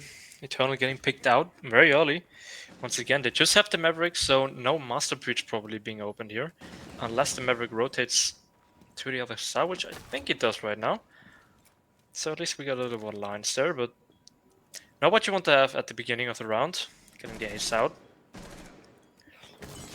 But let's see how Cook reacts, and we have Blakey against Yasko. Early engagement, pushing back to Vamai. That's a lot of positioning gain there from the engagement. And we now see TM falling back to side, Yasko being Half-Life. It's not looking good for TM right now. Indeed it isn't. They are going to be opening up these doors and seeing if they can make their way through into the bedroom side, even though they aren't able to get the breach. Throwing in a flashbang is the Nomad, just to see if she can pressure out any players that are going to be hanging around. Player on rappel going to fall off to try and avoid getting killed from the window below. And now we're in a position where engagements are just going to start flying in one by one by one. And it's looking to go Cook's favor. They do. They managed to find all three, and that's going to be a round. 2-0 now. Yeah, that's a very dominant start from Team Cook there.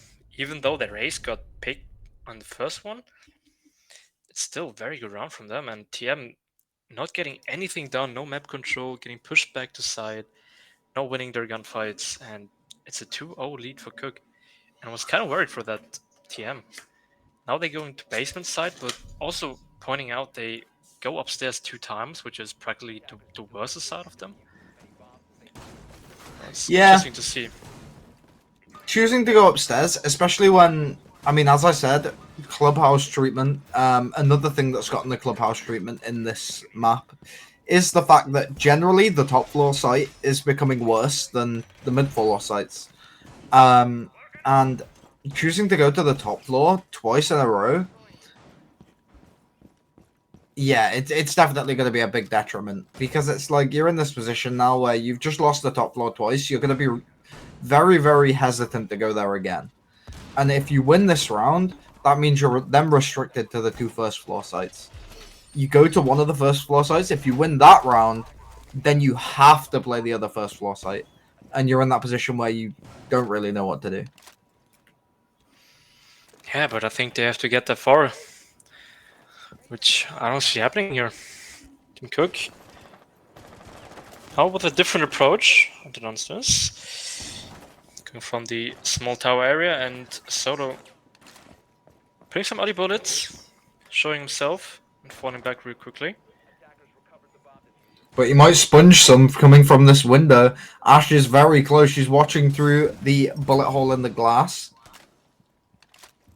But the timing's a little off, as now they're just going to be droning through Shower's kitchen and also this top freezer stairs. They know where the Goyo is now. But do they know where Eternal is? They don't know. They haven't drawn the top floor at all right now. And we still have 2 active roamers. At least one onto the laundry stairs. Larry patiently holding the flank and could get rewarded if the Thorn decides to flank. Oh, he's being called right now. That was very crucial to go into camp, but Eternal getting fragged by Mankind, the roam not working at all. Maybe a bit too aggressive. Maybe so. The Thorn going to be in a bit of a precarious position if she does manage to get herself back to site. Yeah, but losing a lot of HP there. Even though Cook also got hit up a bit, but Team Cook still getting out there in favor of the roam. The rotation of the shield moves over towards Laundry to give a bit more of an advantage for the defending side, as nobody is going to be pushing through that blue door at this given moment. Yeah, but I think if Eternal just waited a bit more longer, that this could have been a way better roam from him. That was almost a beautiful shot coming out of smoke right there. Yep, SMG on long range, not the ideal weapon. Now is playing behind the closet. Reinforcement, but Solo TM picking up Mankai. Finally frag in favor of TM. Indeed it is. Thorn loses a life to the player coming down main stairs, but the SMG-11 takes a swing and nearly finds that frag again, as now Goyo going to be walking all the way through Freezer to find more. Yeah, nice play there from Solo. Getting the even man count again. But still 15 seconds onto the push. Will finds one onto the Nomad. Now they're going to be pushing through the Freezer. Running through is the Hibana. Goyo Solo finds that. And now, as he tries to take the swing out the Freezer door, gets his head taken off by the Wamai. And that's going to be the first round, actually, in favor of Team Misclip. Yeah, very nice defense there. Team Cook, they had the Freezer control and the laundry control, but couldn't quite do anything with them. Also a bit of lack of utility there. But very nicely played by TM. Keep that aggression onto the both pressure sides, and not giving them everything for free. Definitely so. Now, we're in this position where TM have gone to the top floor once again, and if they don't win it this time, they're throwing.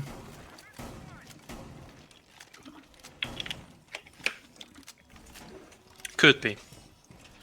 I don't think there's anything else you can say. Yeah, they have to definitely switch up something on their upstairs soldier. Either play with a bit more aggressive onto the trophy army side, maybe with big tower, but big tower's reinforced, master reinforcement also there. So interesting to see what the approach will be now from TM. I mean, here.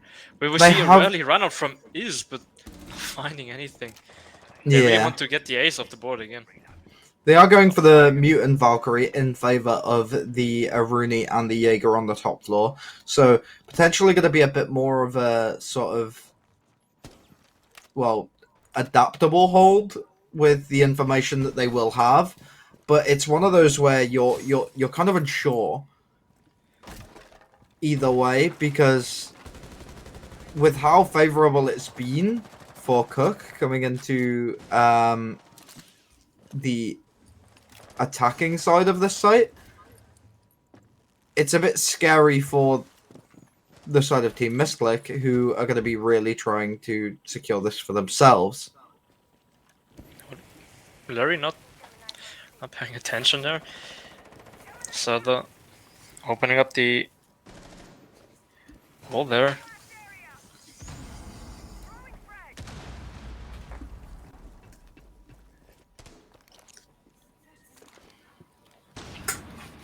In goes the Nomad on the rotation, getting onto the window, throwing a flashbang over the shield, and just putting a Nomad charge at the top of the stairs to deny any flankers. And now, but just once checking the again, cams, and we've just got. Is just lurking hard in the middle of meeting. this could be good for the Attic push, but once again, we don't see, besides is laying down a meeting, we don't see any different approach here from Team TM and Will. Not a spot where you should be standing when the breach hasn't been opened that late into the round. Getting naded from below, injured, but fortunate for him, there's no info. And that is find the kill on the Attic, but instantly gets traded. Is no C4 from below as he tried to do it, but not finding anything. I don't think he realised quite that he didn't have the C4 at one point during that, but beautiful shots coming out of the Ash. Oh, and the Valkyrie goes below to try and get the C4 from below. They lose it for a third time, and now you're questioning their integrity. Because it's crazy that you go there you go there for the third time this match in 4 rounds, and you lose it every time. You've got to change something. And it can't just be a couple operators, because playing the same way with a couple different operators is like even more questionable. Yeah, and we see again they want to get the Kid Storm side. Once again, it just feels like more of a scrim where they just try to play the side the whole time until they win. But man, still, you see the operators and you don't see much of a change. Not even a Zami or something to waste a bit more time. It's weird. It's a weird choice here from TM, not going to the meeting side or even down in kitchen, trying something different at least. I mean, this is the 4th round on the Kid Storm side. Oh, please. I really don't want to be that guy, but end my suffering. I mean, we saw last match we saw 7-1 and absolute domination.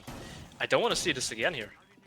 Well, we're on track for it, so if they keep going this site, maybe, just maybe.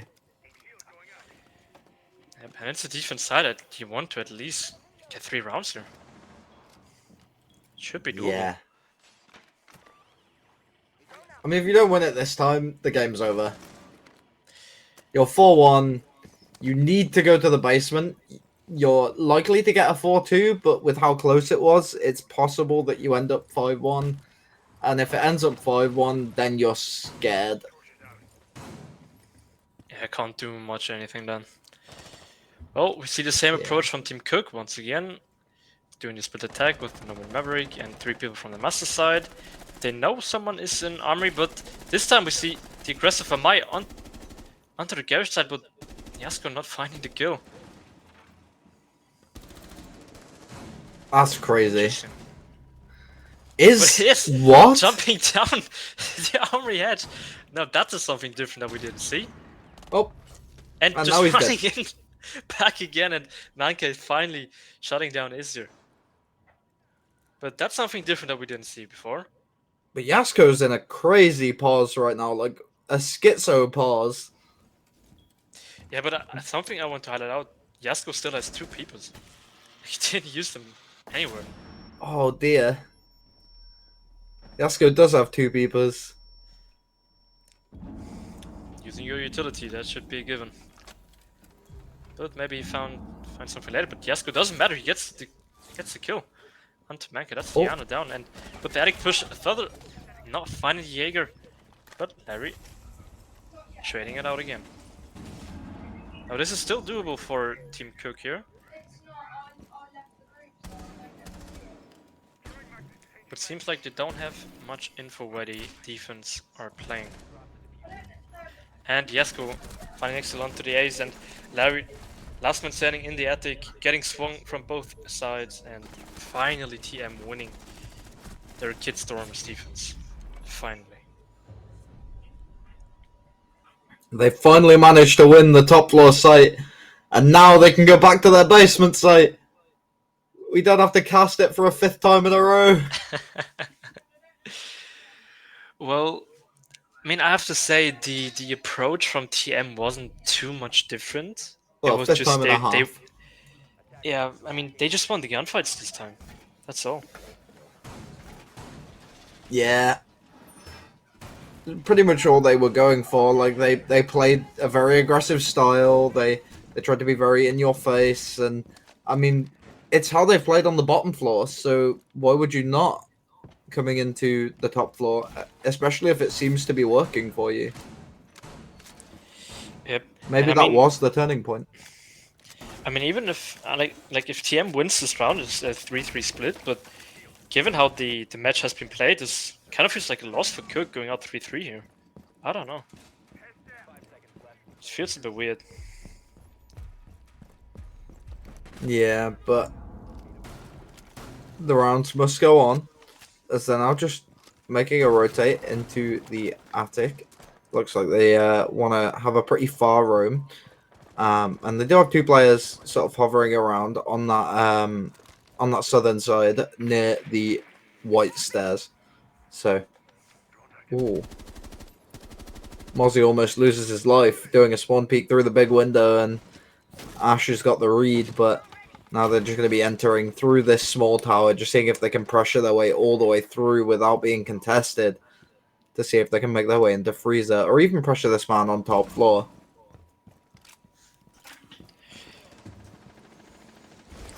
Well, Yasuo losing the engagement to Sother, surviving with 1 HP, that's unlucky. And especially given it's a Thatcher. Interesting. But Iz comes back to get the trade, manages to secure that, and now is this Warden going to be aware of the player that's going to be pushing through the attic side? C4 comes out, blows up somehow, doesn't find its man, and now you've got to be questioning that if you're on the defensive side watching this in the future. But that's crazy. There's no way that C4 should have missed. Oh! A beautiful shot from the Yana, managing to take the head of the Warden straight clean off, and some good but cover. what a save from Max onto Yeah. Izzy. And it's not looking good for TM. It definitely isn't, as now you got two players left standing, and you've got to try and find four in order to secure a round. Solo going to be getting very, very aggressive onto the first floor to see if he can try and isolate a 1v1, but instead gets a bullet isolated into his forehead, and it's going to be a bit scary for the side of TM now. Will manages to find two, is perfect for him. It's going to be very good. He just needs to find the remaining two. One going to be pushing from blue, the other coming in from Freezer. He knows the player in blue is going to be making their way through. Gets the kill onto Freezer! And now he's in a 1v1 situation. He's in this closet, he's bunkered up, he's ready to take the engagement, and it's a 1 versus 1. The attacker has rotated himself into Freezer, throwing the flashbang through the head holes. He does know the general location of this player. He's got SMG-11 in hand. Is he going to be pre-firing as he comes around onto the angle? No, he's not! And Will, with a beautiful clutch, coming into the remainder of this game. Well, Will keeping his team in the game. What a clutch from him. What a clutch. Nice shots coming out from him from the SMG on long range. But Cook, they have to blame themselves here. That should have been a 4-2 swap here. Wow. That is incredible. You love to see it. Doesn't matter what side it's on. A beautiful clutch is a beautiful clutch, and that was one for the books right there. Next top 10 compilation. I hope to see myself in it. Thank you. Anyway, we move 3-3 on the split. They're going to be changing sides now, and we're going to be seeing TM on the attack. We're going to be seeing how they actually change things up. Are they actually going to be able to bring things to a bit more of a, a bit more of an advantage for themselves? Because at the moment, it's very even. Yeah, the score is even. As I just told you, I just told you before this round that Cook lost this half anyway. If it's going to be 3-3, and they kind of did. They were actually quite more dominant than TM, but still not. Just getting 3 rounds out of that swap is kind of disappointing for them. Well, very And that's true. There is that's going to be a something blitz. interesting. I think this is like a fake bunker rush or something. Like they faked the bunker rush to get early map control, or to pull the roamers down. That would be actually a very smart play. That is actually a very good play if that's what they're going for. But I think Cook bunkered anyway, so it didn't really matter. But you gotta appreciate the idea behind it. I mean, yeah, definitely. Yana is already most of the way towards site. It's going to be falling off a little bit just to give himself a bit of space as now Solo starts tearing apart these walls in order to give his team a bit more of maneuverability, especially for that Hibana to be able to get those hatches open and see what they can find for themselves. Yeah, but I also have to point out that the roam clear from TM here is pretty decent. You saw the blitz, like distracting the people on site and then jumping into cams on big tower and whenever, and just his teammates are entering everywhere. So this is like a very good start of the round from TM. You gotta appreciate the process behind it. And now the blitz for a late push into bunkers, also very interesting. So you see the whole setup coming into play now. Indeed, we do. We do have 2 players hovering around that bunker area, potentially looking to see if they can find something for themselves. The Warden is going to be a huge counter to this blitz, though. The one operator you don't want to face as a blitz is the Warden. And it's Mankai. Yeah, but well, the one operator you don't want to face is a Warden, and the Warden's 10-3 right now, so you really don't. He's just trying to take an engagement as best he can, but the Wamai is going to be there too. Nice supporting by Cook here. But Will finds the kill on Larry. Father with a refrag. And still is fighting with the Warden behind the shield, and Will going for a plant. The Warden getting knifed. Is taking the control. Plant being... It's beautiful from the side of TM. TM have managed to actually secure themselves a lot of map control. C4 goes out, manages to kill the Blitz, which is very good for them. But as she takes the swing round, the player that's going to be holding from bunker manages to secure that kill. And that is going to be a round for Team Misclick. On the board, 4-3. Well, I'm going to say this was one of the most beautiful rounds I've ever seen on an Oregon attack. That was, from the beginning to the end, so well executed. You just have to give credit to TM on that one. Like the fake bunker rush with Blitz, then jumping into camps that no one that they can enter the whole building, and not worry about being flanked. Just wow. Well, as you said,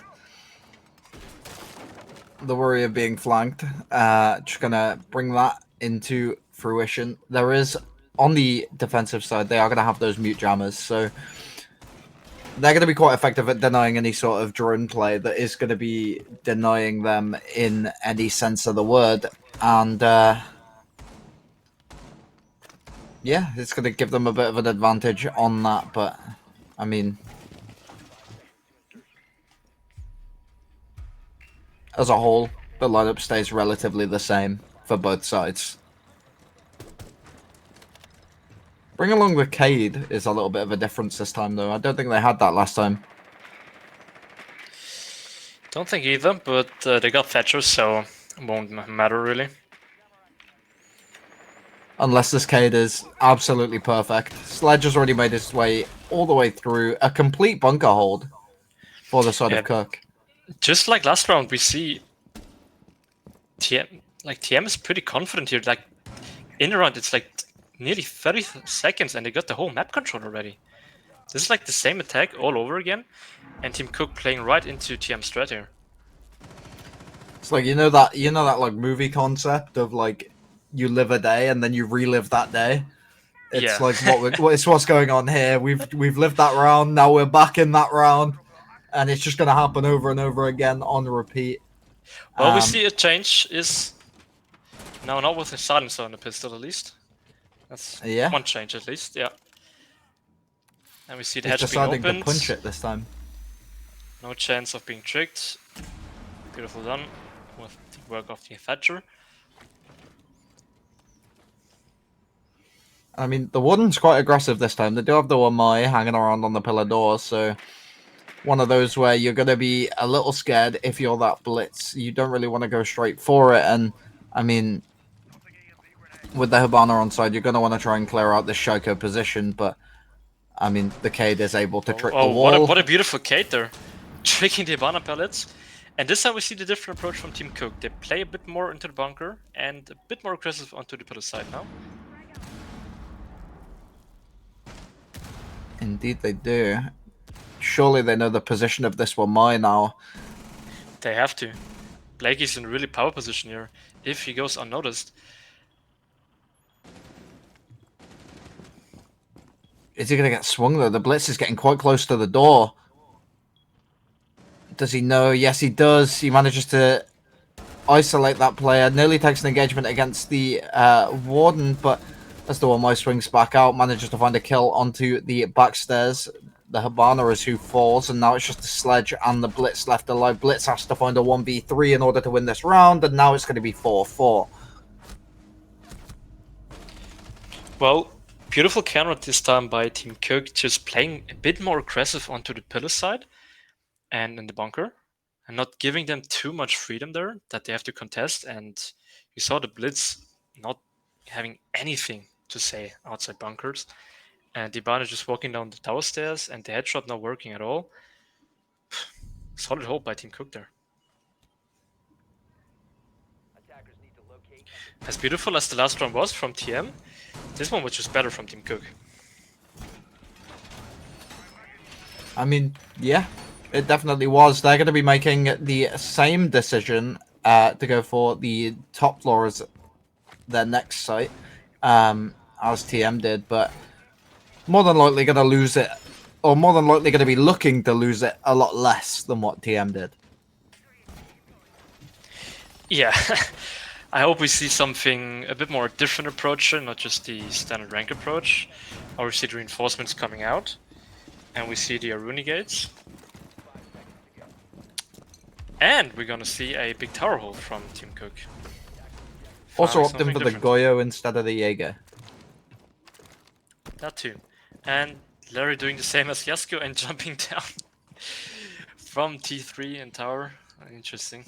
It's a curse. We keep seeing duplicates. Yeah. We're all the same, aren't we? We're all just NPCs. NPCs living a simulation.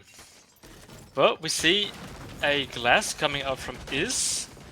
Interesting, playing from below with the glass. That's something I've never ever seen in my life, but I guess it works for him.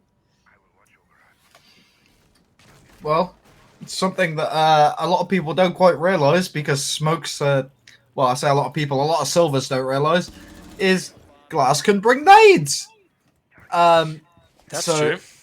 It's like obviously playing from below can be effective with the nades, but also like just in general on glass, you don't need smokes all the time. Like if you're playing glass, like a lot of people will tend to hold those longer angles, and yes, like the nade kill was found there by Solo. It's like you don't need those or you don't need the smokes as a glass all the time. So you can see now, like these nade kills, we've thrown 4 nades, we found 2 kills, and I mean, realistically, a 5v3 without any contention whatsoever is going to be the perfect situation for the side of TM. And as I say, no contention, they find 1 in return on the side of Cook. So they're finding the glass down in the kitchen. We see the Whites just push from the Very smart play to pop the canister. We see there's no one actually engaging the side there. Just Max on side now, getting line called, finding a beautiful kill on internal. And now we see a situation where they've got to find more kills in order to be able to equal themselves out, but one more coming from the big window is going to mean that they're at more of a deficit than they already were. Yasko finds one more, and that's going to be Suther going down and giving them an extra round on the board. 5-4 in comparison to the 4-4. They're just trading rounds back and forth at this point. But if they do decide to go there again, this is where we get cursed. And they are going there again. Yeah. Meeting side is not appreciated by any teams that play Oregon this day. But just to point it out again, beautiful nade work from below from TM. They had 6 nades. They only used 4 though. The glass, although he has nades, did not use them. Interesting enough. But yeah, beautiful drone work coming out that they can pick up so many, like three nades hit it. Actually, did mark. First of all was Yasko being naded to 1 HP and then being naded again. And then was Larry being naded from below too. So beautiful from TM. And it looks like they're going to want to go for the same strategy again. Yeah, I was about to say, they play the same strategy again. Maybe we see a different approach from TM this time. As I'm sure that Coke won't be gifting away another 2 free kills from below with the nades. As you can effectively hold the site from far away. I like the choice to bring the Capitao instead of the Hibana, because you didn't really go for any sort of breaches in the previous push, because you know they play with the attic open. So instead, what you were doing was you were playing for the nades from below, and then in the late round, just playing your angles. And if you're playing angles as a glass, what better than to have someone else bring smokes, especially if you're bringing nades. So having a Capitao on side is going to be very, very good for him. Yeah, maybe this time we see a bit more glass action if we bring the smokes. But let's see. Very potentially, but I assume it's going to be much more for the execute plant cover and throw those smokes down, have the glass constantly on overwatch through them, and making sure no one's able to really pressure too hard. Yeah, but this time, as I said it, you can hold the site from far away. This is what's happening right now. They're all standing on concrete walls. Larry seeing the cam and sneaking his way into it. We see the glass pushing him too. But Larry sees the glass, does not want to engage too much into the gunfight. Attacks him up, and is running for his life. Didiers gets himself out of there as keeps himself safe and finds a kill for himself on his travels. And I mean, with the mute going down and now you've got the nades in hand, you're trying to go for those nades from below, see if you can find any of these players, but everybody's kind of drifted away as of this moment, and that nade's going to be a swing and a miss. But you got one more in your pocket if you're on Glass, and you got one more in your pocket if you're on Yana. So at this time we have Suther close to the main window here, not being droned as it seems. Now he's spotted. Position is known. Oh, very risky play from Suther and getting punished, but not great from him. See the glass from below getting picked by Larry. Making a very hard entry here for TM, and it's still the Warden, so the smokes won't be effective against him. Ooh, but Larry. The nade from below, Larry, very happy to be alive here.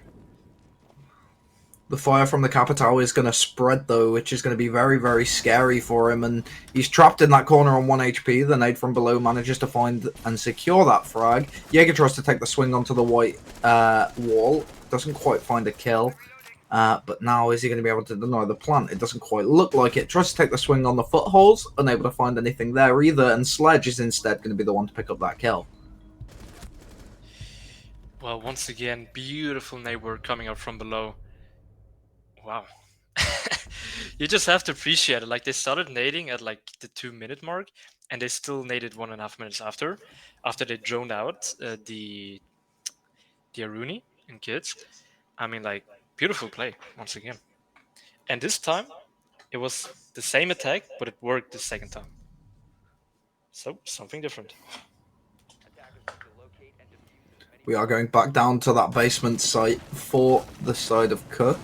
So, realistically, a site that they should win. But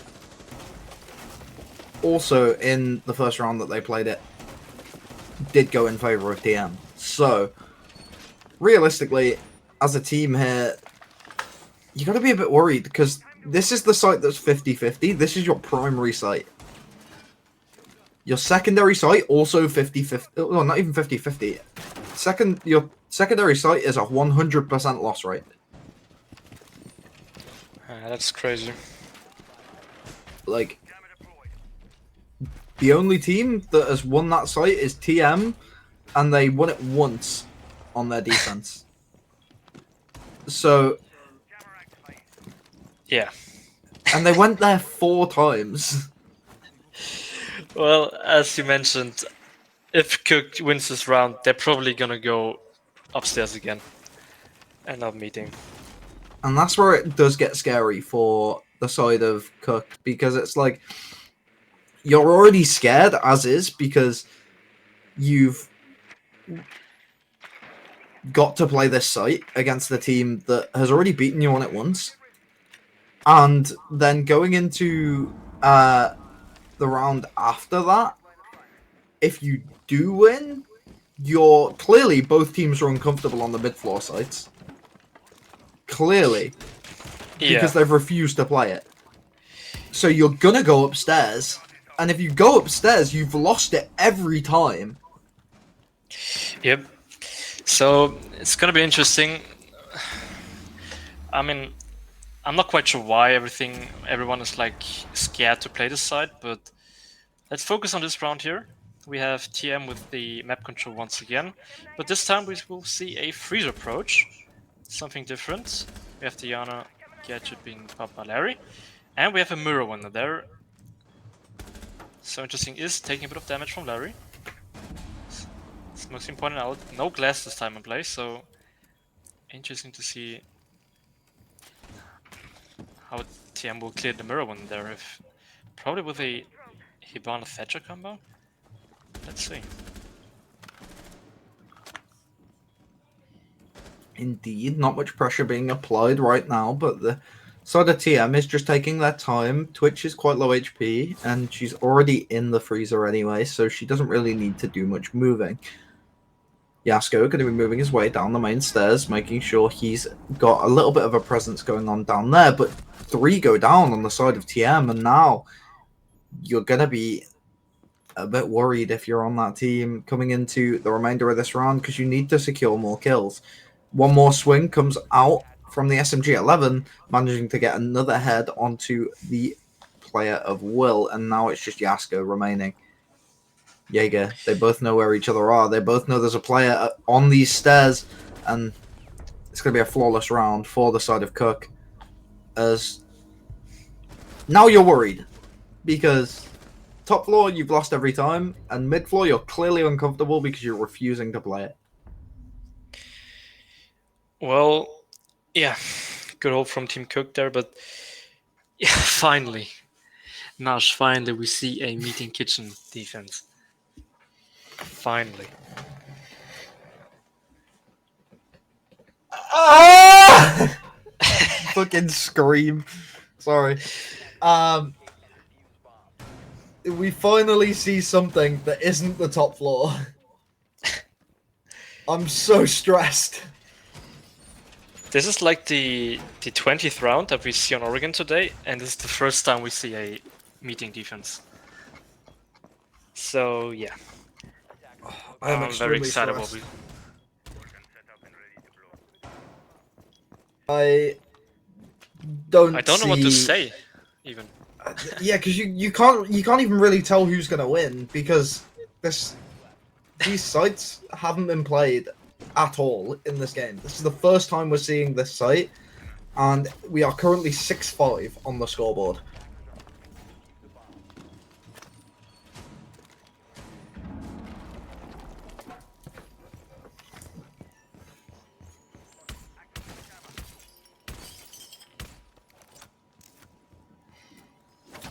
I'm surprised no one's come upstairs and wondered if I'm in pain or not because of the scream I just did.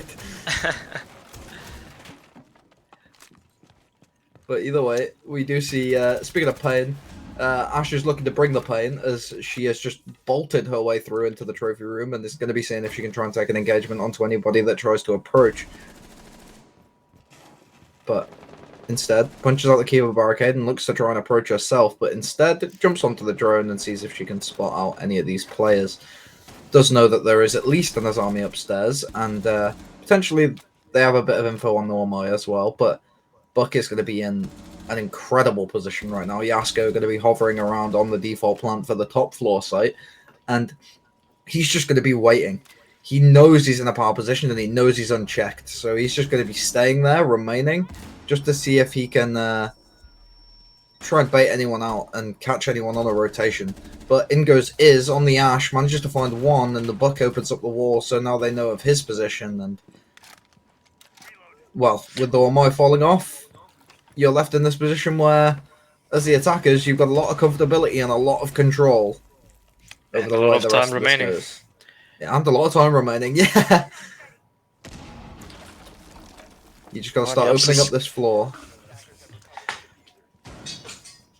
Well, you see the termite being killed first, so unless Yasko breaches up the kitchen wall, there's no real entrance besides the door here. We see Team Cook playing from far away. You can go for that default plant onto the right. They can't deny it. And they've got security control here. So this should be an easy plant for TM actually. What a perfect nade! Oh my god! Wait, the sledge just threw a nade from kitchen and managed to get it perfectly through the drone hole into meeting. Yeah, that's an insane throw from Soto. But the wall not being opened still. I don't know what they're waiting for here, to be honest. Now, find the plant coming down. As I called, beautiful plant spot. They can't do anything about it. No C4 whatsoever coming out. And plant is down. Yasko.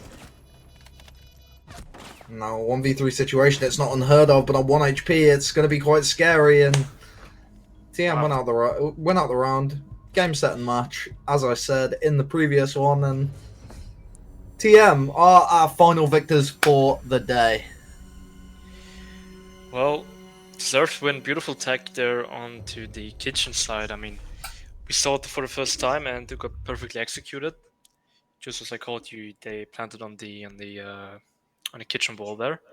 No planting night coming out from Cook, so yeah, beautiful round. And TM making their name, favorites, all honor, and winning 7-5 against Cook. Very close game though, but exactly what we expected, I would say.